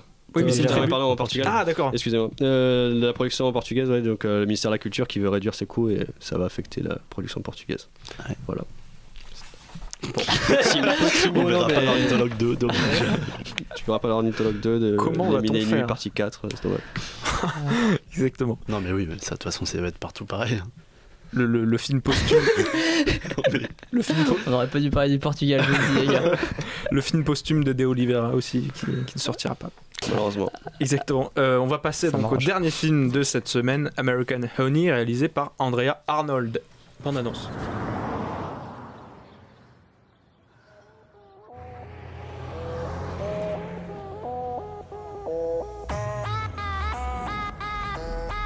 It's a business opportunity. We go door to door, we sell magazines, we explore like America, we party. Come with us. You got anybody who's gonna miss you? Not really. Okay, good. You're hired. I like to make money get turned. I like to make money get turned. Is she okay? Oh yeah, you just gotta keep bringing your prayers, darling. I've been trying to be Christian, but I can see the devil has a hold of the two of you. I think the devil has a hold of your daughter. Hey! Where are you going? To make money! Hop in. I make money and get turned. I like a girl with spunk. Oh, voodoo, voodoo, voodoo. It's a party, it's a party. It's Jake. Hey, can I party too? What are you doing? Jake. Now, get the keys, get the money. Car. Jump in the car, jump in the car.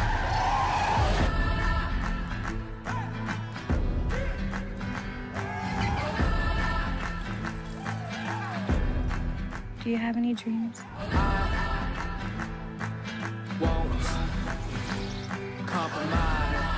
It's like future dreams. Nobody's ever asked me that. You think you're special. I am nothing. You don't mean nothing to him. Nothing. Because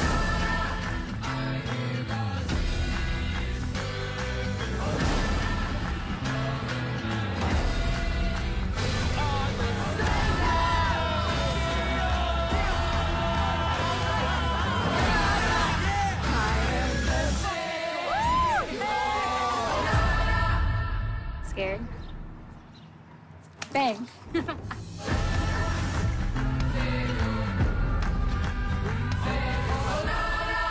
Annonce très musicale donc du dernier film d'Andrea Arnold, American Honey. Donc ce film, on parle de Star, donc une adolescente vivant dans le Midwest qui s'engage dans une équipe de vendeurs de magazines ambulants. Avec eux, elle participe à des fêtes et à des rencontres. Donc c'est un film avec donne-moi l'actrice parce que Sacha Lane dans son premier rôle qui joue Star, Shia LaBeouf qui joue Jake. Moi je dis LaBeouf mais bon. Et Ray Keough qui joue Crystal, bon on va dire c'est les... Ouais, elle est ouf dedans. Voilà. Et qu'est-ce que vous avez pensé de ce film du coup qui est présenté donc aux Oscars en compétition notamment pour le meilleur film il me semble. Ah ouais? Oh, non, il était au BAFTA. Aux Oscars, un truc comme ça. Je pense qu'il était au BAFTA mais peut-être pas au... Attends. Il est pas aux Oscars. T'es sûr? Non. Tu confonds avec American Gangster de Ridley Scott. Non, j'ai dit une ânerie. Il a gagné le Grand Prix du Cannes comme si je ouais, voilà. Ouais, il me semblait que. Ok. Oui. Voilà. Bon, bah c'est bon, on peut passer à la chronique musicale. Le film MTV de l'année. Donc un film qui fait 2h43 aussi pour faire le lien donc avec ah ouais, c'est marrant, ouais. Enfin, non, il fait 2h41 je crois. Non. Ah oui, 41, ouais, t'as raison. Mais bon, on s'en fout, on va parler du film maintenant. Le film il aurait pu être... Mais si, la durée c'est vraiment important en plus parce que je trouvais que le film aurait gagné à être plus percutant s'il y avait bien eu 30-40 minutes de moins. Ça aurait pu être. J'ai eu peur, j'ai cru que t'allais dire de plus. Non, de moins parce que, comme on le disait, c'est le gros point faible du film, je pense, c'est son aspect très répétitif.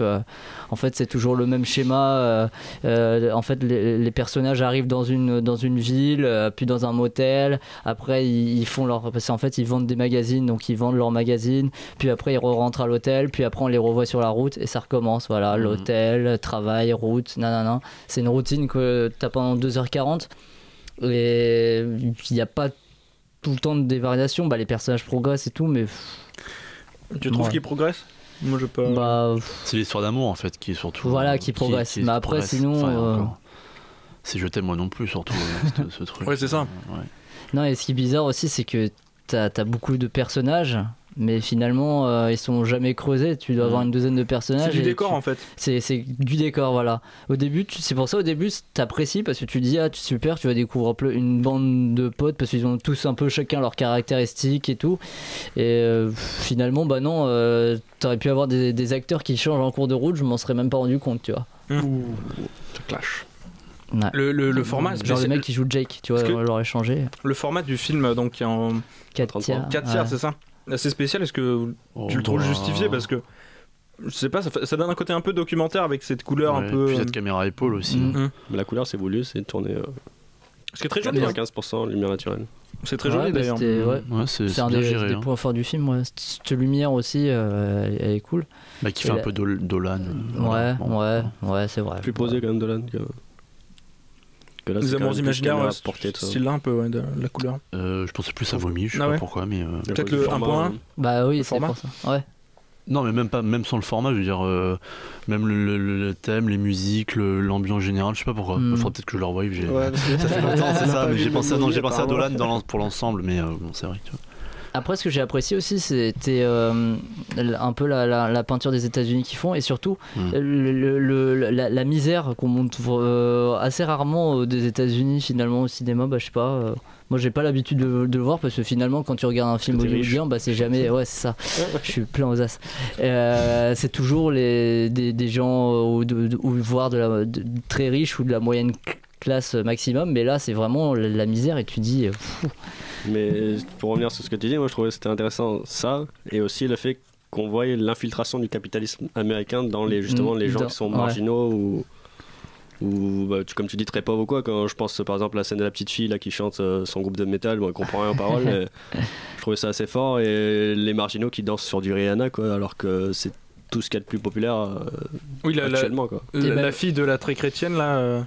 Tu parles de ça qui twerk et ça sur ça. Enfin, c'est des marginaux de leur façon là, que ce soit ceux qui partent en road trip ou cette fille qui a l'air d'avoir une mère assez chrétienne ou c'est très pauvre à la fin avec ses filles. Et en fait, le capitalisme aux États-Unis s'infiltre partout. Même je trouve ça ouf, ça se montrait comme ça. Les personnages qu'on suit aussi qui sont marginaux et pourtant ils fonctionnent comme une entreprise complètement capitaliste, avec Crystal qui joue la boss, qui demande des comptes, qui demande des reçus, qui tout était pour l'argent, ça. Voilà, complètement. Et puis comme j'ai dit, les musiques super populaires sur lesquelles ils dansent ou qui reprennent les refrains ou quoi que ce soit.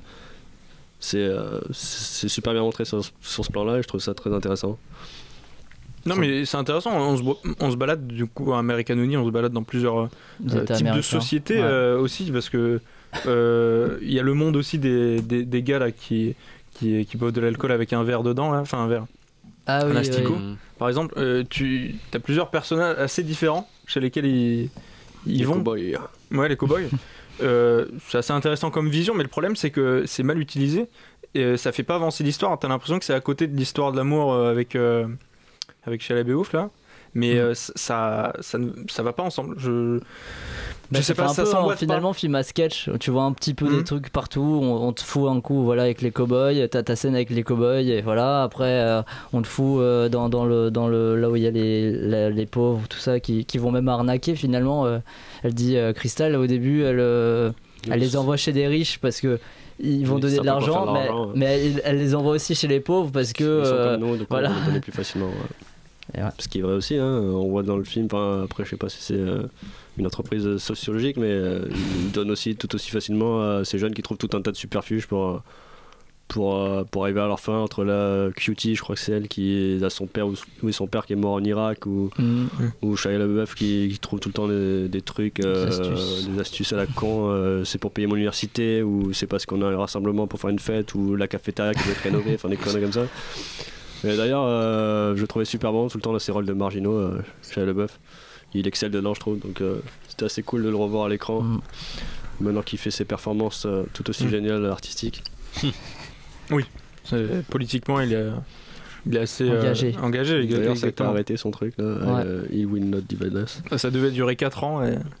Trop de racistes qui sont venus, c'est fini. Ouais, c'est dommage.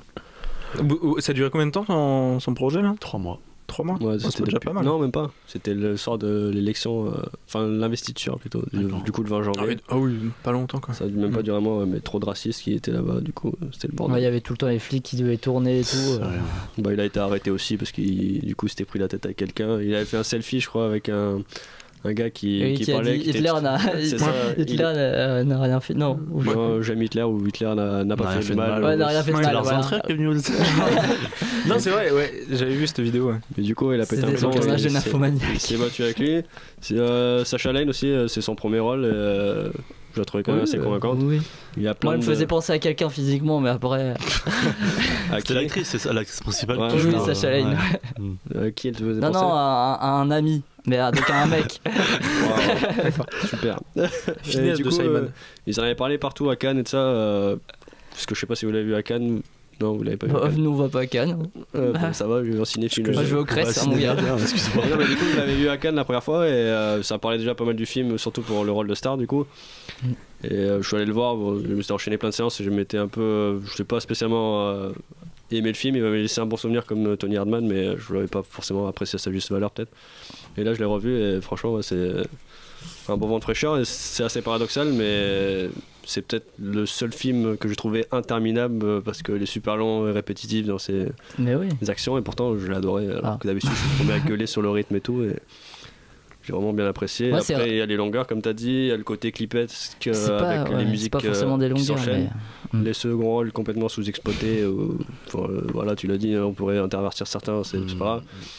Puis j'étais un peu aussi gêné, je vais revenir sur ça à chaque fois, mais le fait qu'on montre une Amérique pauvre qu'on dit marginal et qu'on veut représenter, au final c'est que des blancs qui font leur délire à se casser. J'ai pas vu un noir, j'ai pas vu un arabe ou un musulman ou n'importe quoi, je trouvais ça assez dommage. N'importe quoi. N'importe quoi comme religion ou quoi que ce soit, aux minorités, enfin je veux dire même je sais pas, des lesbiens ou des trans ou quoi que ce soit. Il y a des gays faisant.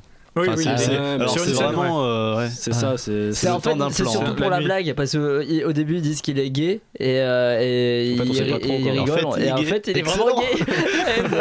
C'est drôle. Après c'est les blagues qu'on sait plus ou moins douteuses entre nous aussi, voilà. Enfin, mais je trouvais ça assez dommage du coup qu'on représente l'Amérique et au final on se retrouve avec les cowboys. Ouais, mais même dans leur groupe aussi. C'est que des blancs. Oui, c'est que des blancs qui sont. Elle est un peu métisse. Elle est un peu métisse. Le personnage principal est un peu métis. Mais on va pas non plus chercher le petit détail pour. C'est pas non plus Marshall Ali ou André Hollande ou quoi. Métis. Pour le tournage, je sais pas comment ça s'est passé. C'était tout organisé ou après un peu des amateurs. Ça sent un peu l'impro. Ça sent l'impro. À part Shia LaBeouf, je crois que c'est que les amateurs. Et Riley, c'est que les amateurs. D'accord. Ouais. Les Kauf, les mannequins, je crois même. Oui, puis elle a joué surtout dans des films à la base. Oui, mais les mannequins actrices. Mais non, mais je veux dire, mannequins, on s'en fout. C'est ce qui donne le côté très vrai au film, un peu documentaire aussi. Et aussi un espèce de vent de liberté comme ça, c'est sympathique. Oui, belle énergie. Puis le format, il est cool dans ce sens parce que comme tu disais, Mommy, moi je trouvais Mommy beaucoup plus posé. Xavier Dolan sait super bien mettre en scène et ça, y a pas de souci avec ça, mais là je trouvais que c'était plus intéressant dans le fait que c'était intimiste et puis que justement ça prenait cette fougue et cette liberté, genre tout le temps le caméra à l'épaule. J'avais gueulé la semaine dernière sur Moonlight qui était à l'épaule aussi et qui était chiant parce que on voyait les sautes et là je trouvais que c'était quand même un peu plus maîtrisé et le fait que ce soit la lumière artificielle 95% du temps, puis il y a quelques moments où on voyait que non, mais du coup c'était cool et ça faisait vraiment pris sur le vif et ça renforçait l'aspect documentaire, c'était intéressant ça. En plus de ça, le film, on dirait qu'il a besoin d'un dérochage parce que c'est un peu. Mais en fait, il demande aux spectateurs de le faire à la place et ils vont ressortir une nouvelle version l'année prochaine. J'ai fait ça. Enfin, je me suis rendu compte de ça à la moitié du film et à un moment, je me suis dit, je vais essayer pas de compter, mais de voir quels plans sont inutiles. Et il y en avait de partout en fait. C'est-à-dire des plans où tu avais le personnage principal qui se retournait pour rien. Il y avait juste un arbre derrière, mais c'est tout. Et après, tu revenais sur le. J'ai essayé de faire ça chez Tony Scott et c'était pas possible. Ça va trop vite. faut connaître Tony Scott, faut connaître. Mais oui, dans ce film, il y a plein de plans qui n'ont pas d'importance, qui sont en trop, j'ai l'impression, et c'est un peu. Comment t'arrives à trouver qu'un plan est pas important? Il y a même des plans qui viennent important dans la scène. Oui, voilà, par exemple. C'est ceux surtout qui sont filmés à travers la voiture sur les paysages. C'est les mêmes champs alors qu'ils traversent toute l'Amérique. C'est le camion FedEx qui passe là. Je l'ai vu passer 3 fois lui. Mais lui il passe souvent dans... Si tu vas aux États-Unis, tu vois. Non, mais tu vois. C'est le même chauffeur, il faisait coucou. Tu disais salut. Salut Sacha, Star. Waouh. C'était pas une blague. Non, j'avais oublié que Sacha Lane c'est son vrai nom et Star c'est son nom dans le film. D'ailleurs Star étoile, cristal, voilà. Clair comme du cristal. Ouais, mais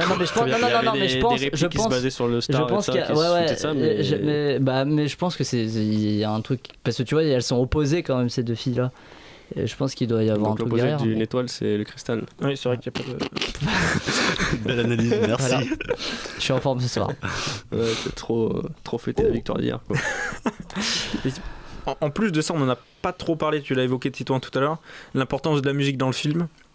qui est quasiment omniprésente sur toutes les scènes. Les dernières 20 minutes, c'est un enchaînement de 3-4 musiques. Dernières 3 heures. Elles sont un peu longues, mais. On a pas mal de genres qui viennent. Il y a du folk vers la fin. Ouais, country, du rap. Rap, bien sûr. Beaucoup. La trappe aussi. Ouais. Mais est-ce que vous trouvez. Il y a certains qui avaient reproché ça. Moi, je l'ai mis dans mes points faibles, mais j'ai lu pas mal de critiques qui reprochaient l'aspect justement que ça faisait un clip de 3 heures, que ça enchaînait les musiques et que finalement, 3 quarts du temps, ça servait pas trop à grand chose. Je suis pas tout à fait d'accord avec ça. Je serais pas aussi extrême sur ça en disant que ça servait à rien, mais c'est vrai qu'à des moments, c'était plus de la musique de fosse en mode il y a un peu de silence, du coup, on va remplir quand même avec une bonne musique qui fait peut-être bouger le spectateur. Après, ça caractérise un peu les personnages aussi en même temps. Ouais, mais genre celle de Rihanna ou quoi, elle passe, parce que on va dire c'est la musique du groupe, après il y en a 2-3 aussi. Ouais. Celles qui sont dans les voitures, on va se dire, allez, c'est peut-être la radio qui fonctionne ou ce qu'ils avaient les clés USB, je crois, à un moment, ou quelque chose comme ça, ou la fin aussi, elle marche pas mal aussi, la musique de Rory, là, quand ils sont autour du feu. Ou même American Honey, puisque ça reprend un peu le film quoi, en mode nostalgie, mais sinon. Lady Antebellum. Quoi ? Le groupe. C'est Lady Antebellum. Je sais pas si vous connaissez, mais. Moi, j'aurais bien aimé qu'on puisse voir aussi tout ce petit groupe vendre des magazines, mais suivre autre chose, les autres et pas que Crystal et Shia LaBeouf. Star. Tu vois, tu te trompes toi aussi. Crystal et Shia LaBeouf. Ouais, non, Crystal n'est pas un personnage qui m'a profondément intéressé, mais les autres, ça aurait été intéressant, ça aurait permis de creuser, puis ça aurait pu permettre des scènes peut-être un peu cocasses, parce que c'était quand même sympa. Elles sont marrantes ces scènes où ils vont vendre leur magazine, celle chez la Cato avec sa fille qui danse à moitié à poil en jardin. Et voilà, puis aussi c'est intéressant ce virage qu'il prend où cette vente de magazines se transforme presque en prostitution. Vous êtes des prostituées à un moment. Ouais, elle se prostitue. Oui, finalement, à la fin, se prostitue. Oui, en plus, avec une scène facile. Bien sûr. Easy money. Easy money. Ouais. Et donc, vous recommandez ce film ou pas, finalement?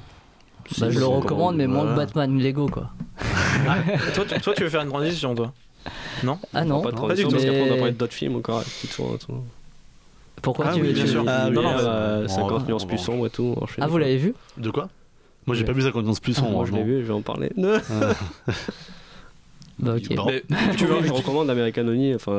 Il y a quand même un vent intéressant, puis un vent intéressant de fraîcheur, de liberté, de Brest. Un souffle vraiment intéressant dans ce film qui traverse tout le film, même si c'est 3 heures pratiquement. Ça s'ennuie pas trop. Vous avez le choix entre Silence et American Honey. Allez voir American Honey. Non, vous avez le choix entre Silence et American Honey, allez voir les Batman. Vous pouvez le voir 2 fois. Allez voir 50 nuances plus sombres du coup. Ah, vas-y. Non, d'abord, je préfère parler des lumières et Titon. Allez, parlez-nous donc du film Les Lumières. Justement boudé cette semaine par Cinémascope, c'est ça?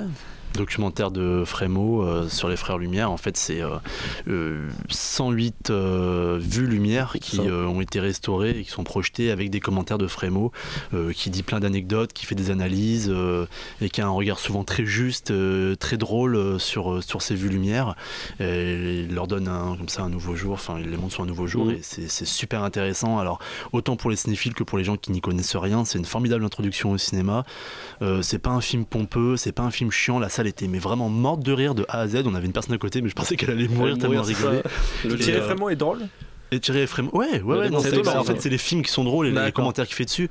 Mais le film est génial. On voit pas le temps passer. Ça permet de voir des Frères Lumière sur grand écran dans une qualité, franchement, une super bonne qualité. Restaurant 4K, avec la musique de Camille Saint-Saëns, qui est peut-être un petit peu répétitive à un moment donné, mais sinon, dans l'ensemble, c'est un super film documentaire. Vraiment très classique dans sa forme. Mais malgré tout, ça marche parfaitement. D'ailleurs, j'avais peur sur la musique de Camille Saint-Saëns qui nous fout celle qu'il y a au Festival de Cannes. L'Aquarium. Tout à fait d'accord avec Tito. Il l'a pas parlé, mais le regroupage par thématique aussi était assez intéressant pour les vues. Puis après, tout à fait d'accord avec ce qu'il a dit. C'est drôle, c'est pas trop didactique dans le sens où on te prend par la main, mais il y a quand même des anecdotes que même moi je connaissais pas forcément alors que je m'intéresse au cinéma. Donc je pense que ça peut intéresser tout le monde. Et puis oui, le fait que ce soit pas à gros traits ou regardé, parce qu'à des moments où il indique que par exemple, je sais pas, il y a un chauffe dans les militaires ou quoi que ce soit, des choses comme ça. Il n'y a pas un truc surligné, regardez bien là, à cet endroit précis maintenant. Puis il respecte vraiment beaucoup les vues, c'est-à-dire qu'il les passe en entière, il n'y a pas de coupe. Donc quand il la passe, c'est les 50 secondes en entière. Il dessine pas dessus, il fait pas d'arrêt sur image, il découpe pas ou quoi que ce soit. Et ça rend le film vraiment, je vais peut-être pas dire admirable, mais vachement très très bon. Je sais pas comment en sortir, mais très très bon. Je crois qu'il passe qu'à une séance au Diago. 19h20. Seulement ça, je suis même pas sûr que la semaine prochaine ils y sont encore. Elle était quand même pleine cette salle. Ouais, il y avait vraiment beaucoup de monde. Hein. Mais s'il n'y a qu'une séance, c'est logique, mais. Oui, c'est sûr. Mais en plus comme tu le dis, je pense que le film, s'il a un succès populaire, vu que les gens rigolent et tout ça, il peut faire du bouche à oreille et bien marcher. Ouais. Mais il faut aller le voir, même si de base les Frères Lumière vous passionnent pas. C'était mon cas, je suis pas un grand fan, mais c'est génial. Franchement, c'est génial. On apprend plein de trucs et on rigole. Voilà. Et c'est génial, 50 nuances plus sombres. C'est pas génial du tout. C'est maintenant ma petite. C'est ça. Alors, 50 nuances plus sombres. Quel magnifique film. Donc l'affiche disait plus aucune limite, plus aucune règle. En sortant du film, j'ai bien compris qu'il n'y avait aussi plus aucun scénario, plus aucune direction d'acteur, plus aucune mise en scène, plus rien. Je me suis dit qu'après la déroute d'hier du Barça, rien ne pouvait plus être pire dans ma vie. Apparemment, il y a encore pire qu'Angel Di Maria, que Marco Verratti, que Adrien Rabiot ou qu'Edison Cavani. Et que Christopher Nkunku. Si tu veux aussi. Ces personnes sont James Foley, Lee James et leurs 50 nuances plus sombres. 50 fois plus mielleux, 50 fois plus ennuyeux, 50 fois plus mal doublé, 50 fois plus téléfilm, 50 fois plus prude, 50 fois plus affligeant, 50 nuances plus sombres qui s'amusent à mettre des scènes de sexe, puis des entre-scènes se limitant au néant, dignes d'un Plus belle la vie, des scènes de sexe qui sont sans surprise, sans saveur, aucunement excitantes, calibrées pour émoustiller et ne pas trop choquer en même temps le petit bourgeois ou la petite bourgeoise qui est mal dans ses activités sexuelles de couple et qui cherche un moyen d'en sortir. C'est de piètre qualité, voilà. Malheureusement pour nous, les dialogues sont aussi mauvais, quoi. La fameuse réplique je vais manger chez toi parce que j'ai faim. Ça, c'est drôle. T'as dû rigoler, non? Oui, j'étais le seul à rigoler dans le truc. Les gars, ils étaient archi sérieux. Mais non, monsieur, calmez-vous. Le grand film d'auteur là-haut. En plus, elle arrive très rapidement, cette scène, enfin ce dialogue. Réalisé par qui d'ailleurs? Parce que James Foley, apparemment. Qui avait fait des épisodes d'House of Cards. Il était meilleur dans House of Cards. C'est un Yes Man aussi. Ouais, apparemment. Du coup, il y a peu de tension sexuelle entre les deux personnages, ce qui nuit gravement au film, quoi, parce que c'est quand même la base du truc. L'alchimie aussi, enfin, on est loin d'un Emma Stone et Ryan Gosling, quoi, là, l'impression qu'ils s'en foutent, quoi, complètement. Mais je crois qu'en plus, ils sont pas très amis, donc. Oui, apparemment, je me suis pas intéressé, mais apparemment, Jamie Dornan, si je prononce bien, et Dakota Johnson ne sont pas très amis. Bon, après, pour ce qu'ils font, franchement, il y a peut-être pas forcément besoin d'être amis. Un film d'amour, ou en tout cas sexuel, sans aucune envie de l'autre ou quoi, c'est surprenant. Et quand t'es bon acteur, normalement, tu dois arriver à avoir une alchimie, je suis assez d'accord. Ce film aura eu au moins le mérite de me faire expérimenter le temps au cinéma pendant 2 heures, ce que je n'avais pas pu faire avec Michael Snow ou les autres expérimentaux. Pour ce qui est du sexuel et du fantasme, je ne pourrais que vous conseiller de vous replonger dans Nymphomaniac de Lars von Trier, ou dans I Watch It de Kubrick qui évoque aussi le fantasme. Avec qui I Watch It déjà? Tom Cruise. Ah, merci. Et puis si vous voulez une histoire d'amour qui est un peu plus intéressante et développée, avec aussi du sexe, vous pouvez aller voir du côté de Blue Valentine, avec un cunilingus beaucoup plus excitant que celui de 50 nuances plus sombres, car oui, le sexe c'est aussi une manière de montrer et non pas simplement de voir bêtement. Waouh, ce final. Misogyne, un film misogyne aussi, toujours. Oui, bien entendu, la femme est soumise, évidemment, elle accepte tout.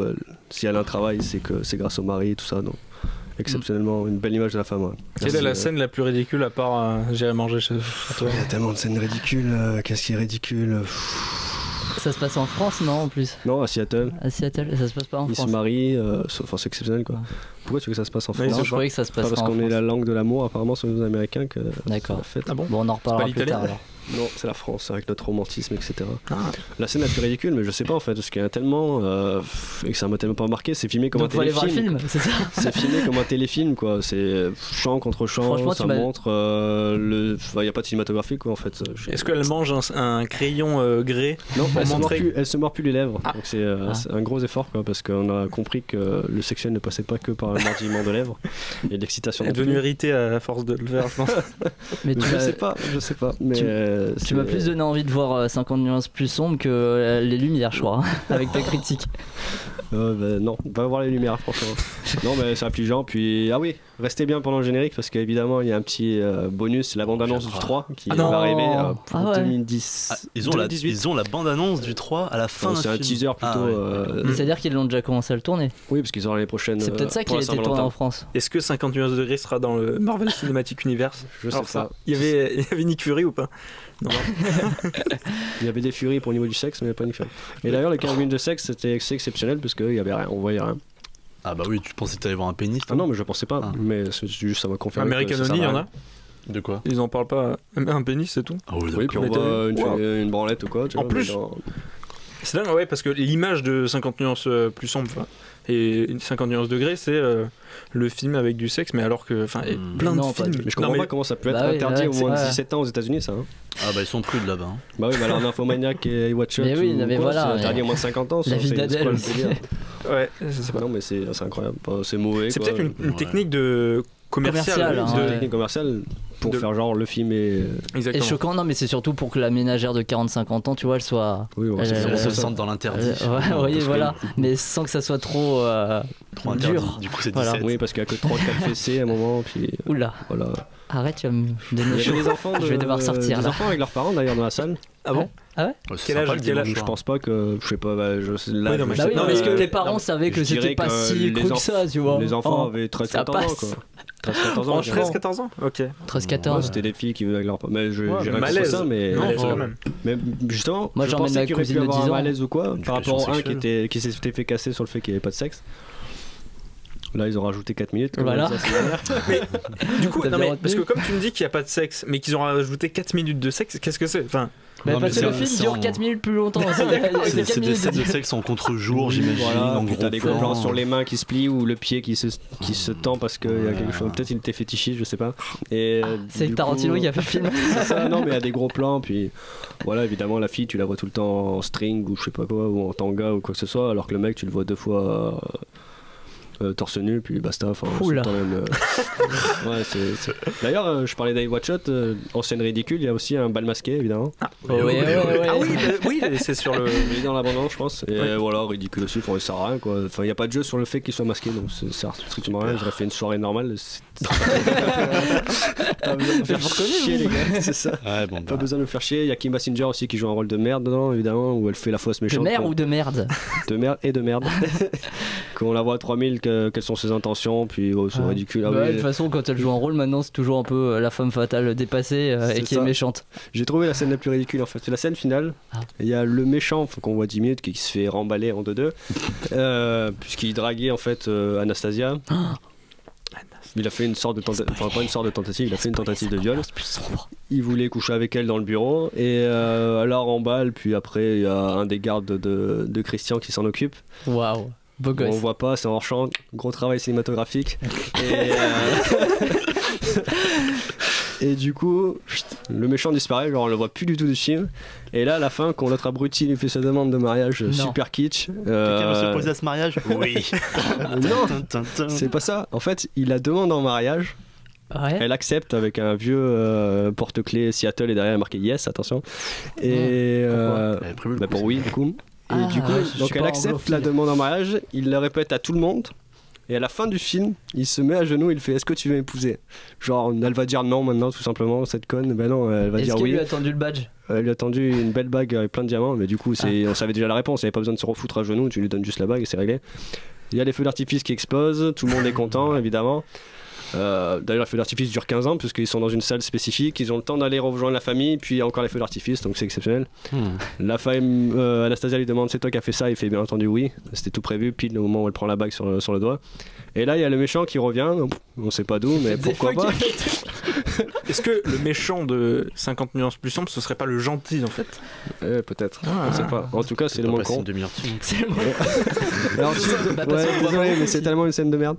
Et ensuite, donc, il a pris une photo de la famille de Christian, évidemment, parce que sûrement il leur en veut de pas avoir eu la fille qu'il voulait.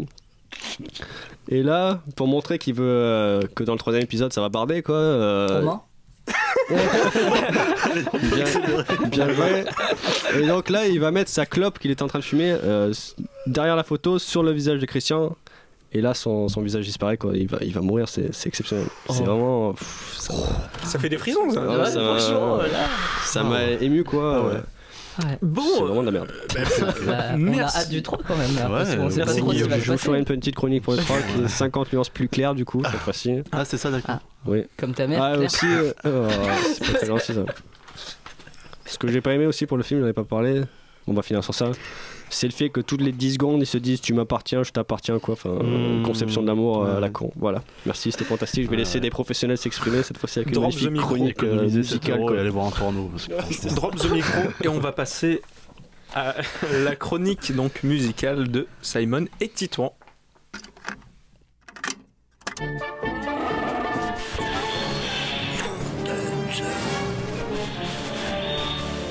Pour Frodo. Name's Bond. James Bond.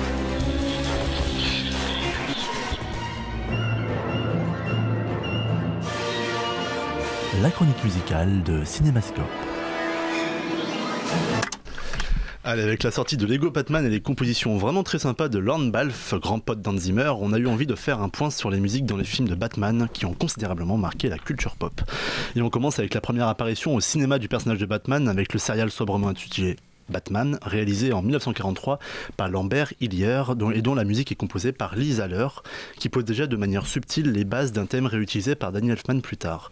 Mais ce qui nous a le plus frappé, c'est la réutilisation identique du thème sombre de l'ouverture de l'opéra de Wagner Rienzi, et ce n'est pas tout à fait un hasard si Wagner va très souvent être pris comme modèle musical pour Batman, tant le compositeur s'est efforcé de mettre en scène dans ses opéras des dieux humains qu'on pourrait comparer à aux ancêtres des super-héros. On écoute donc tout de suite les deux thèmes.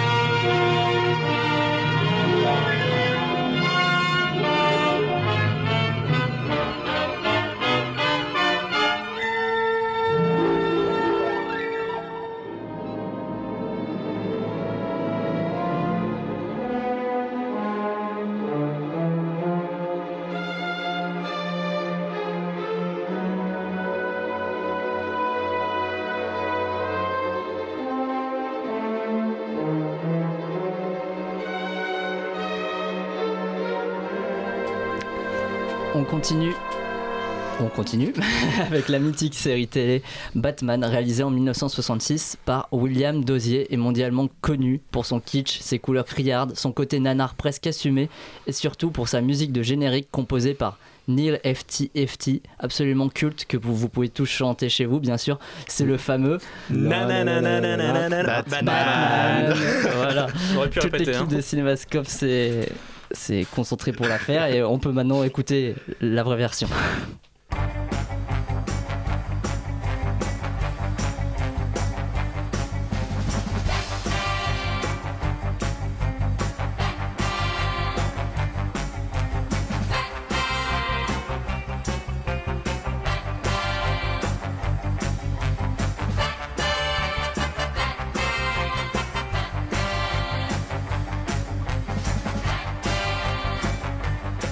Le Batman de Burton a fait naître deux grands événements musicaux. Le premier, c'est l'album Batman de Prince, dont le titre Bad Dance fait partie de la BO, qui avait atteint les sommets des charts, comme on dit dans le milieu du top 50.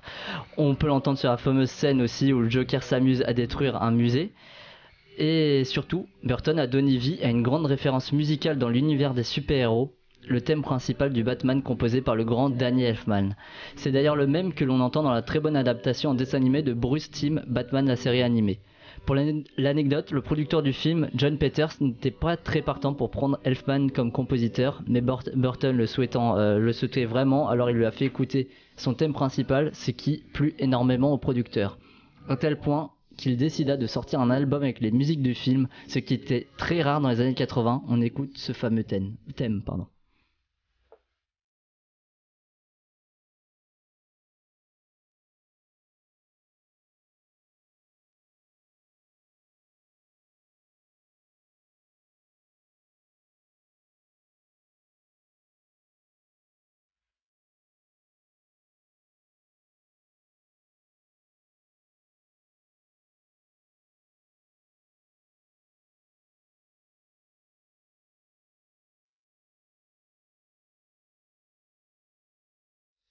Allez, on passe maintenant à l'univers musical de Batman selon Hans Zimmer. Et tout commence avec Batman Begins de Christopher Nolan, où Zimmer compose pour la première fois une musique de super-héros en collaboration avec James Newton Howard.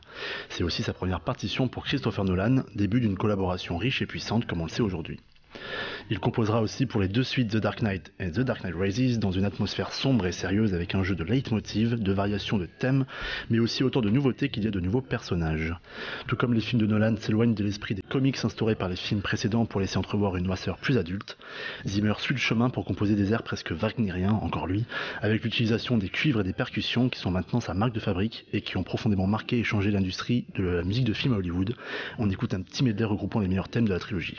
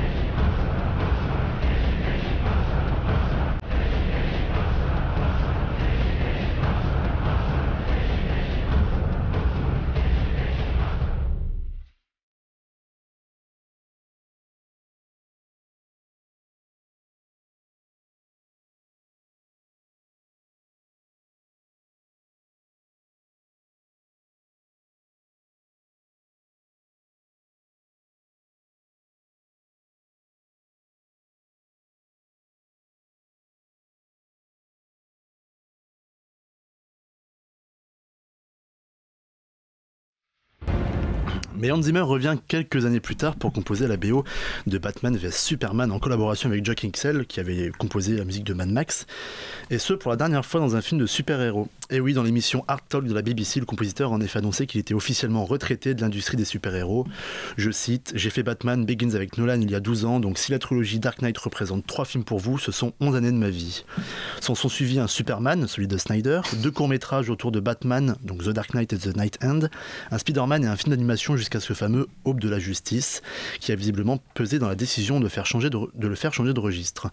Il dit à ce propos: « Il a été très difficile pour moi de faire cette bande originale, d'essayer de trouver un nouveau langage. » Une recherche qu'il a notamment fait aux côtés de Jackie Ixell, comme je le disais juste avant, avec qui il avait déjà collaboré sur The Amazing Spider-Man 2, pour ce qui donc sera sa dernière bande originale super-héroïque.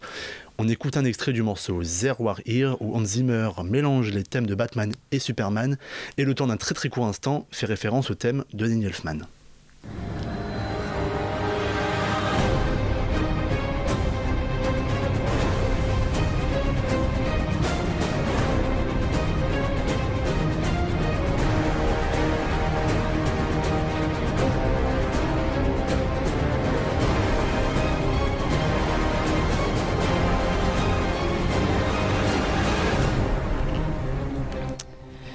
Et voilà qu'il y a une semaine sort Lego Batman, le film de Chris McKay dont on vous a parlé et dont la musique est composée par Lorne Balfe, un grand ami et collaborateur d'Hans Zimmer, comme Titouan l'a dit plus tôt.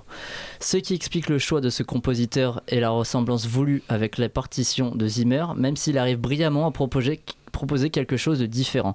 En plus d'être une BO très intéressante et énergique, c'est aussi une bande originale qui renferme plein de références musicales aux anciens Batman. Vous en trouverez au moins une très flagrante dans l'extrait du morceau Battle Royale composé par Lorne Balfe qu'on s'écoute tout de suite.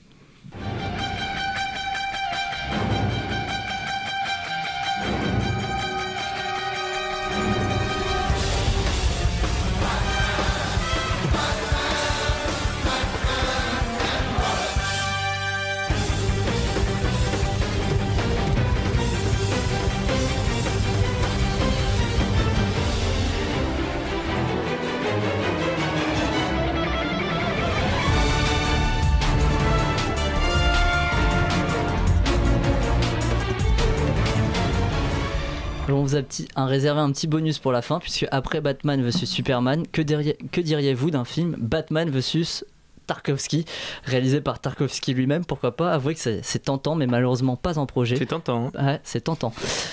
tu m'entends? Pourtant, le compositeur et musicien, un artiste, a imaginé un album de musique électronique s'appelant Andrei Tarkovsky versus Batman.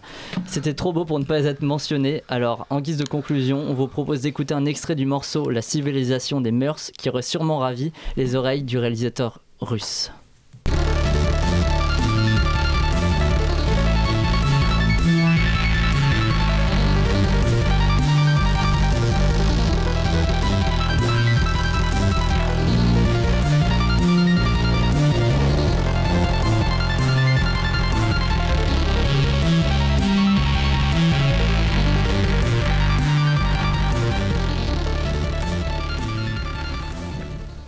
Voilà. Très bien. Ben merci. Vous allez tout à l'heure, de toute façon, nous faire le quiz. Donc, en fait, tout de suite. Tout à l'heure, c'est tout de suite. Mais exactement. En fait, vous faites une chronique pour en faire une autre. C'est ça. Ah oui. Et on écoute tout de suite le jingle. Quel est ce savant, messieurs? Oui, savant de Marseille. Est-ce que Schneebly est-il prêt? Je vais répéter la question. Oui, non. Oui. Oui, Frédéric, je ne sais pas. Le quiz d'Antoine et Simon. Donc ce soir, comme on n'est pas nombreux, ça sera Raphaël contre Guillaume. Donc Raphaël, il y a déjà 4-0 pour toi, je crois. On commence. Merde. On verra un retour. On verra un retour. Il y a pas de souci. On est à domicile là, on est où? On est au Parc des Princes là. D'accord. Ok. Alors on commence tranquillement avec une musique de film. Dans quel film de Scorsese est apparue cette chanson?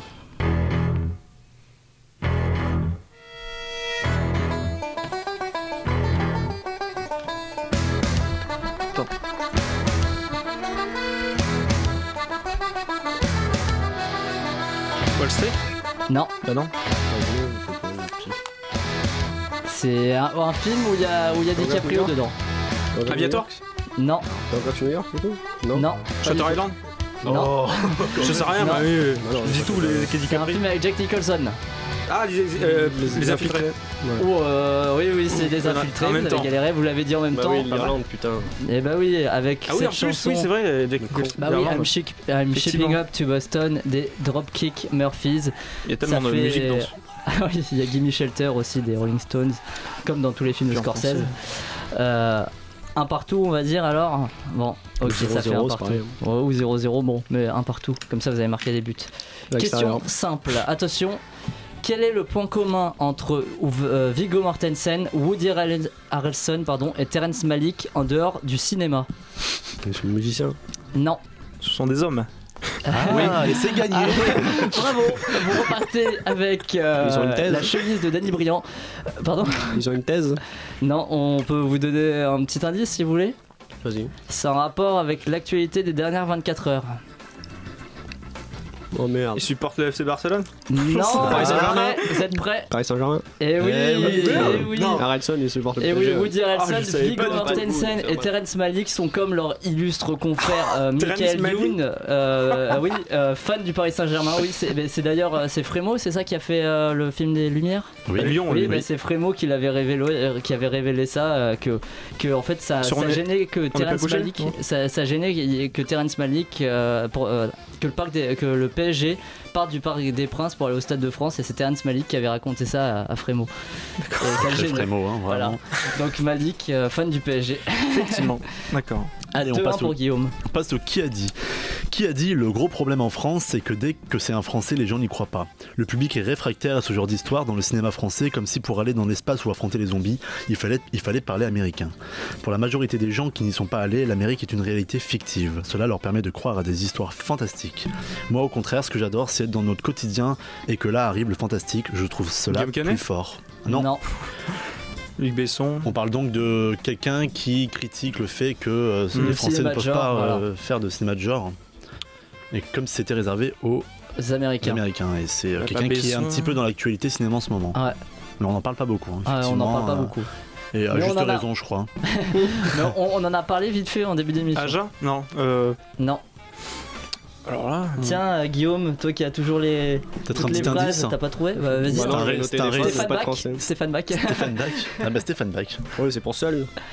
Ouais. Moi je sais pas comment il s'appelle le réalisateur. C'est le réalisateur de Seul, ouais. David Moreau. Au micro de Film Actu David Moreau, oui, qui avait réalisé 20 ans d'écart. Voilà. On se demande pourquoi les Français ne réalisent pas de films de genre, mais quand on voit la gueule qu'ils ont. Arès, on avait parlé, c'était pas trop mal. Oui, Arès, il y avait eu. Ouais, mais à mon avis, Seul, ça doit être dans le même truc. Plutôt la production. Seul, apparemment, la première heure est cool, après ça part dans le Nawal. Ah ouais. Bon, on donne un pot à personne là, alors, ils ont pas trouvé. Allez, en or en bois, vrai ou faux, retrouver les vraies infos parmi les propositions évoquées. Après son départ en tant que réalisateur de The Batman au profit de Matt Reeves, Ben Affleck voudrait aussi quitter le rôle du Chevalier Noir de Gotham, vrai ou faux? Putain, faux. Faux, Raphaël?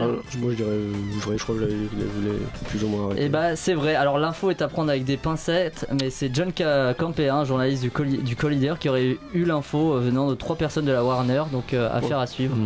Et oui, à ce qu'il paraît, déjà en interview, il en avait parlé, il parlait du fait aussi que par exemple son Live by Night, personne ne lui en parlait, alors que tout le monde veut avoir des infos sur Batman, voilà. Donc, 3-1 pour Guillaume.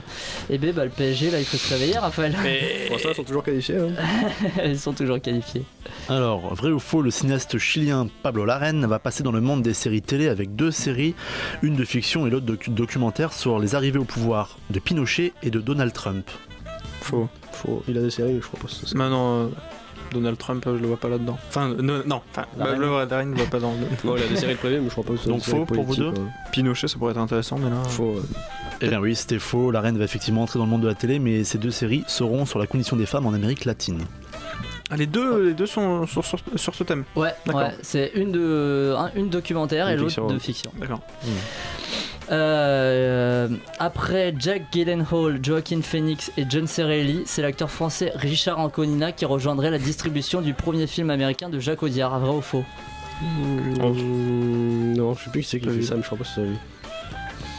Comment tu disais? C'est en gros Richard Anconina il rejoint la distribution du premier film américain de Jacques Audiard, et dedans il y a Joaquin Phoenix, Jack Gyllenhaal et John C. Reilly. Moi je dirais vrai, ça me paraît. Vrai. Je sais plus qui c'est, mais il y en a un casting comme ça. Si, c'est vrai. Non, moi je dis faux, non. C'est faux, mais dommage, ça aurait enfin de la gueule ce casting. Ouais, c'est ce que je me dis, ouais. Ça manquait de mec badass. Ça manquait avec Richard Anconina, je te le dis. 4-3. Il y a un acteur français, mais t'imagines ce casting je sais plus c'est. Pour redire Gyllenhaal et Phoenix, voilà, c'est pas possible. Et Anconina là c'était vraiment pas possible, tu vois. Il peut faire le rôle du français comme dans tous les films américains, un peu teubé. Ouais, comme José Garcia dans Insaisissable par exemple. Ou comme Omar Sy dans tous les films américains. Ah oui. Allez, vrai ou faux, Bill Murray n'a pas eu le rôle de Tony Erdmann dans les remakes américains que détiendra finalement Jack Nicholson parce qu'il a perdu le script du film et l'a retrouvé trop tard. Oui, du coup. On a eu l'info, je lui ai envoyé. Et oui, c'est vrai, Kristen Wiig avec qui il a joué dans le dernier SOS Fantôme lui avait effectivement envoyé le script qu'il a perdu dans un premier temps, puis retrouvé mais trop tard. Nicholson avait été déjà choisi. Dommage pour lui. L'actrice australienne Nicole Kidman serait une fan d'Isabelle Huppert. Oui, je pense aussi. Eh bien oui, c'est vrai, vous avez bien révisé. Elle a même dit au micro d'Europe 1 à propos de Huppert qu'elle a probablement joué le rôle le plus extraordinaire qu'elle connaisse avec elle de Paul Verhoeven. Elle se réjouit d'ailleurs de cette reconnaissance mondiale que lui offre une nomination aux Oscars. Très gentil de la part. Vous êtes vraiment quelqu'un d'extraordinaire. Ouais, ça je l'avais pas noté. À qui? Nicole Kidman et Isabelle Huppert. Ouais. Ça fait... Kidman, elle est un peu dans le mou. Ça se resserre quand même, 6-5. 6-5 pour Guillaume.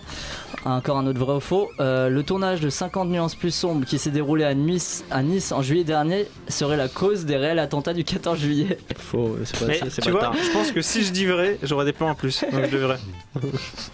C'est pas drôle. Faux. On n'a rien à ajouter, c'est bien sûr. C'est bien sûr. Guillaume le plus qui a donné Antoine n'a pas écrit. Ouais. Non, Antoine n'a pas écrit pour une fois. Encore c'est pire parce qu'on avait une deuxième version de cette question. Vas-y, fais la version trash. Vas-y, on l'a pas avec nous malheureusement. On l'a pas emporté. Cela ne nous regarde pas. 7-5 pour Guillaume. Je suis désolé, Raphaël. C'était faux. Un petit peu de respect quand même. Vrai, je pose la question. Oh putain, cette émission va trop loin. Allez, vrai ou faux, hein, attention, j'espère que vous avez bien suivi l'émission parce que vous allez peut-être avoir la réponse. Vrai ou faux, Daniel Day-Lewis devait à l'origine interpréter le rôle détenu par Liam Neeson dans Silence. Effectivement, je crois qu'il en a parlé. Qu'est-ce que tu répondrais, toi? Je dirais oui. Tu dirais oui, et toi Je sais pas, c'est moi qui ai donné l'info. Ah d'accord. Bon, c'était bien sûr vrai. Si vous n'avez pas écouté l'émission, allez vous faire foutre. Mais ils n'entendront pas, parce qu'ils n'écoutent pas l'émission. Daniel Day-Lewis devait donc bien jouer le rôle détenu par Liam Neeson, et après on avait aussi Gael Garcia Bernal et Benicio del Toro au casting. Et donc ça, c'est l'occasion pour nous de commencer une partie sur Liam Neeson. Voilà. Waouh, ça va être galère ça. On verra. Ça fait en tout cas 8-6 pour Guillaume. On commence par un. Qui c'est celui-là? Henri Ducard. Tekken. Non. Putain merde, j'en ai deux boulets. Il est dur parce que je le connaissais pas. Hein. Ah. Oh bah super. Attends, le film. Non, mais je connais le film, alors le nom, je pense pas qu'il soit dit dans le film. Premier indice. Bah vas-y. Sinon ça met 30 ans. Mentor. Star Wars. Non. Je rigole. Pas loin. Batman. Batman Begins. En fait, c'est Henri Ducard, Ra's al Ghul. Voilà, Ra's al Ghul, oui, ok. Mais j'ai pas mis Ra's al Ghul. Non, mais c'est vrai que sinon ça aurait été trop facile. C'est vrai. 8-7, merci. On va passer à une nouvelle rubrique que Guillaume avait initiée dans son quiz sur Ryan Gosling. Une réplique, un film. On va vous passer une réplique d'un film avec Liam Neeson. Il faut retrouver de quel film provient ce dialogue. Midichlorians are a microscopic life form that resides within Star Wars, le 1. Eh oui, menace fantôme. Star Wars, la menace fantôme. Voilà, la discussion entre Qui-Gon Jinn et Anakin Skywalker, interprétée par l'excellent Jack Lloyd, portée bien évidemment à propos des midichloriens, éléments fondateurs de la Force. Non, je déconne. Tu adores ce film, dénonce-toi. J'adore ce film, ah oui. Simon, dénonce-toi. Pourquoi tu adores ce film d'ailleurs? Parce que j'adore ce film. Et Liam Neeson est très bon dedans d'ailleurs. Ah oui, en Qui-Gon Jinn, incroyable. Effectivement. Quand il meurt, putain. Puis les chorégraphies de sabre laser avec Dark Maul. Le cirque Pinder vous présente Star Wars. Non mais c'est ça un petit peu. Je sais pas, je me suis fait les 6 films sans le 1. J'ai fait 4, 5. Donc t'as fait 5 films. 2, 3, 6. Mais non. Non, j'ai fait 5 films. On peut reprendre le quiz. Non, mais c'est une bonne manière. Non, mais je tiens à préciser que c'est une bonne manière de. Me touche pas par contre. C'est une bonne manière de. T'as bien vu ça qu'on nuance plus sombre, attends. C'est une bonne manière de regarder Star Wars, ça change un peu de 1, 2, 3, 4, 5, 6. D'accord. On passe à. Ça me rajoute un point ou pas? Non, comme si personne n'avait déjà fait ça. T'inquiète, on a le temps. Tu regarderas sur Ça fait Reddit. combien? 9-7? Ouais. Allez, on passe maintenant à Merci Québec, un titre de film québécois. Vous nous trouvez le titre français. Et le titre c'est Le Royaume des Cieux. Royaume des Cieux. Putain, je vois pas du tout. Une grande fresque historique. Orlando Bloom. Edward Norton. Attends, c'est avec Ridley Scott là? Eva Green. Avec non, c'est pas avec. Y'a pas Eva Green? Si, Eva Green. Kingdom of Heaven de Ridley Scott, c'est en 2005 où elle a un petit rôle. Je me souviens même plus qu'il jouait dedans, Liam Neeson quoi. Non plus. 10-7. J'ai pas vu donc. Allez. Il a gagné de toute façon. Une musique de film pour finir. Dans quel film avec Liam Neeson peut-on entendre cette reprise?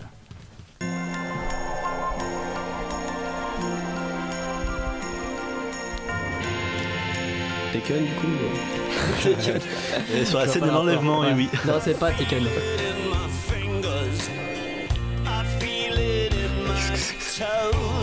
C'est Bill Nighy qui chante. Quelques minutes après minuit ou quoi? Non. Bah, il joue dedans. Je sais pas, j'attends. Ah là, vous m'étonnez. Moi, je connais des personnes qui auraient déjà eu la réponse. C'est quoi les indices? Parce que sinon ça avance pas. Vas-y. J'ai film choral. Magnolia, je sais pas. Noël. Avec Liam Neeson. Ah oui, merde. Tu m'en as parlé en plus, Raphaël, tout à l'heure. Valentine's Day. Non. New Year's Eve. Non, merde. Le dernier qui reste. Putain, comment il s'appelle? Hugh Grant en premier ministre. Love Actually. Voilà.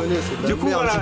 Il y aura une suite à ce film en plus, en court métrage de 24 minutes. Super. Il sortira en mars. Voilà, Love Actually de Richard Curtis en 2003 et la chanson réalisée aussi par Richard Curtis. Voilà, Is All Around, chantée par Billy Mack, le pseudonyme de Bill Nighy dans le film de Curtis. Pour ceux qui ne savent pas d'ailleurs, je te coupe, hier Simon s'est fait un petit medley comédie sentimentale. Ouais, mais il adore Love Actually. Moi j'adore Love Actually, je trouve que c'est un film exceptionnel. C'est pour ça que je vous l'ai mis ce soir. Non, aussi bon que Rogue One ou pas? C'est la même note, je vais pas m'avancer là-dessus. Et cette musique aussi, elle est bien sûr un pastiche de la chanson Love Is All Around du groupe Wet Wet Wet, qui eux faisaient la BO de 4 mariages et un enterrement, mise en scène par Mike Newell et scénarisée par Richard Curtis. Voilà, encore Curtis. Et pour être complet, on a d'ailleurs pu entendre cette chanson Love Is All Around l'année dernière dans l'excellent Les Beaux Jours d'Aranjuez. Voilà. Comme ça on est couplé. Bon, on conclut. Ah oui, on doit conclure. Ah bah on fait le qui et le qui est-ce. Le qui suis-je? Allez, on le fait vite. Alors qui suis-je? Je suis un véritable touche-à-tout. La reine Elisabeth II m'a fait chevalier de l'Empire britannique en 2014. J'ai participé au doublage du film Les Rases Moquettes à Paris. En 2006, je suis à l'affiche de la pièce de théâtre numéro complémentaire de Jean-Marie Chevret. À l'âge de 17 ans, j'ai travaillé comme hôte d'accueil au château de Versailles. J'ai joué dans quelques films, souvent mon propre rôle. Eh oui, Stéphane Bern. Versailles, oui, c'était sûr. qui doublait donc Alfred dans Batman. Exactement. Victoire de Guillaume, 11-8 sur Raphaël. Dommage qu'il n'y a pas eu grâce au but à l'extérieur. On remercie Arnaud donc à la technique et je remercie bien sûr Simon Tito. Oui, Guillaume. Désolé. Oui, demain il y a une conférence pour ceux qui veulent à la Panacée sur Mulholland Drive comme un cycle en ce moment. Ah oui, pour comprendre. Lynch. Et donc là, la conférence s'appelle Les 2 clés de Mulholland Drive. Voilà, c'est animé par Paco Tillman. Ouais, mais demain il y a Saint-Étienne Manchester. Donc bon. 18h45. On va se quitter donc tout à l'heure il y aura Reggae Story Selection, donc cette émission du 15 février prend fin et pour clore ce 18e numéro je vous propose de rendre hommage à Mike Bloomfield, guitariste de blues qui a fait sa carrière dans l'ombre d'autres grands musiciens et cet homme est décédé donc le 15 février 1981 et en 1968 Bloomfield enregistre l'album mythique Super Session en compagnie de Al Cooper et Stephen Steele. On se quitte avec le 3e titre de la face A, Man's Temptation. You know, sometimes another woman come in your life. You got to forsake what you have at home. You don't know what you're doing, but you love that little one that's home. That's what this song is all about. One more time to test the willpower. Feeling that I hold inside just won't let me be. You know this woman won't leave me alone. She's trying to ruin my happy home with man's temptation.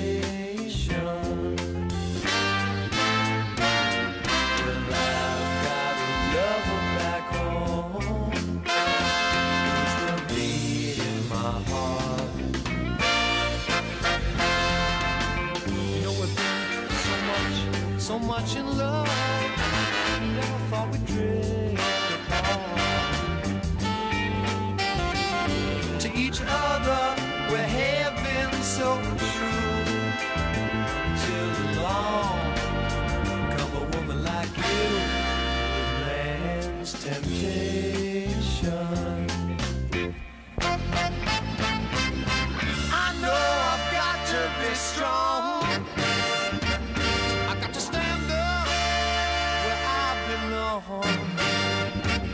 I'm so afraid for what I must do. Got to choose my woman or you. Well, I've got a feeling